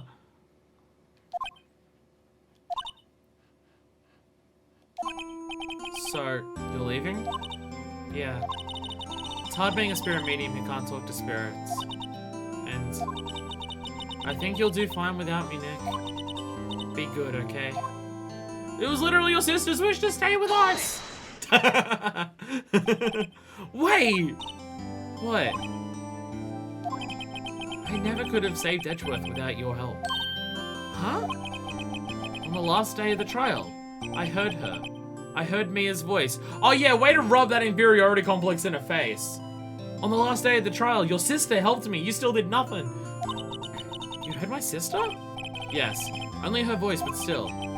It was at the very end when I thought we'd lost everything. Well, that's my sister for you. Detective Chinchilla helped, Mr. Grossberg helped, and even Larry. I'm the only one who couldn't help. I was useless, Nick. You literally were the one who pieced together the being shot thing. You're the one who stopped Von Karma, Maya. Huh? I didn't do anything. All I did was wander around in a daze. Sorry, but I have evidence that you helped. Evidence? Show my evidence to cheer her up. I mean, I'm gonna assume it's this, because she was the one who grabbed it. But I know we only get one shot of this. Turns out Sis likes me more than you. Wow. Wow. Just keep rubbing it in her face. Just keep rubbing it in her face. Get it to leave permanently forever. I'm pretty sure it's this, but I want to double check, because I know I get one shot at this. Although this feels like pretty story beat important that I couldn't get it wrong. But I'd like to check anyways. I'm gonna assume it's this.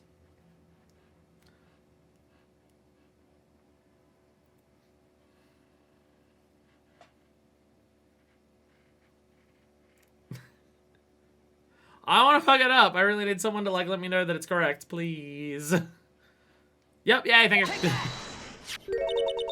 A bullet? Von Karma was convinced he had taken all the evidence pertaining to DL-6. But you were the one who rescued the last piece of evidence we needed. This was the bullet that put an end to Von Karma. And you were the one who gave it to me. Nick. Thanks, Maya. I couldn't have done it without you. I'll be back soon. Huh? I'm gonna complete my training and come back. Okay. I'll be waiting. Okay, so she's still... Really good at jumping people and taking stuff from them. Maya, there's one thing I can rely on you for. It's stealing people's shit. And as a defense attorney, I need that in my life. Of course you will. You can't run that office by yourself. You're hopeless. I don't know about that. Okay, so she's just gonna become a full-fledged trainer and then come back. Okay, so at least she's coming back. So, this is it. See you soon, Maya. Hey. I mean, she did leave in the middle of her training. Aw, she's crying still. Thanks, Nick. Aw, always crying, Maya. You rescued the bullet that killed Edgeworth, which I keep in my pocket now for moral encouragement reasons. Look, it's evidence. We're allowed to sneak it out of the courtroom. It's fine. Don't worry about it. And so my story ends. But there's one more case. Time to turn a new page and say goodbye to the novice defense attorney that I once was. Now a new story begins with the same old crazy cast of characters. Don't think you've graduated yet, amateur. Mr. Wright, perhaps you'd like to rethink that claim? Yes, Your Honor. Uh-oh. I had a bad feeling about this. And now it's time for all the voices. Oh, dear God. No, no, no, no, no, no, no. So, I know this game's not done, but like the original game, this absolutely was done. Hey, pal. Mr. Edgeworth came down the precinct to wish me a Happy New Year. Talk about a pleasant surprise. Woo, Detective Chinchilla.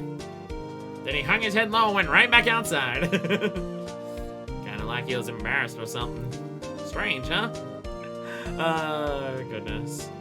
Yeah, I know this isn't the end of the game because there's one extra case that they added in for the DS port on the original Game Boy Advance game. The game's done now. This is how normal humans interact, right? Oh, Nick, I haven't seen him lately. Who, me? I've been working at a cheese shop. That miss is a nice lady, but she's not exactly what you should call a cheap date. Huh? Oh, she's on Y right now. Yeah. Oh, dear God. You're gonna be convicted for another fucking murder at this rate, Larry. So yeah, the game's not done. Oh God. Oh, right. Yeah, I remember him. I hear he's busy lately. You know, not to ring my own bell, but I sort of taught him everything he knows. Not even close to true. I'm sure he's grateful. Not even close to true. It's good, but the story's kind of over here. You're getting a timeout for that one. I haven't gotten to it yet. You don't need to tell me. Phoenix Wright. There we go. There we go. Thank you. Oh, you should know, I've taken over the management of the Gatewater Hotel recently. I was part of the tutorial case. I technically taught him stuff. Barely, technically. Well, I don't know how much clearer I can make it. That I don't want to know shit. I don't want to know shit. Oh, it's you. Phoenix Wright. Ah, yes, me his understudy, was he not? I wonder how he's doing. Haven't seen him of late. Ah, the days of my youth, like the scent of fresh lemon, you see. Can't talk about my thoughts on the game while the game's constantly interrupting me with having to do people's voices.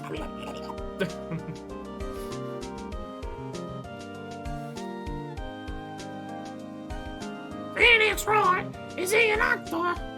Well, I'm not blind. You can't be a star with a name like Phoenix. Do you find out what our DVD settings download the DVDs and I'm going on about a bunch of bullshit. It's way too faster than normal. He taught me how to wince in pain. He taught me how to do a toad voice. He taught me how over the top I need to be for my voices. And that 99% of the voices will ruin my voice. I'm pleased to announce that the Pink Princess is a hit. I sure owe that Mr. Wright a great deal. And I'm keeping my face out of the public eye till the show's over. I wouldn't want to ruin any kid's dreams, you know. This is my exam. Do I remember everyone's voice? It's an exam for the very end of it. God, I have like 7 more games to go. How am I meant to come up with that many more voices for all the games? Fuck me. Oh, I got a letter from Maya the other day. It sounded like she caught a cold standing under a waterfall. I wanted to visit, but I didn't have time. So I sent her some Pink Princess trading cards. She says she can't buy them where she is. What kind of place she's living at anyway? A mountain probably without shops or anything. Probably that.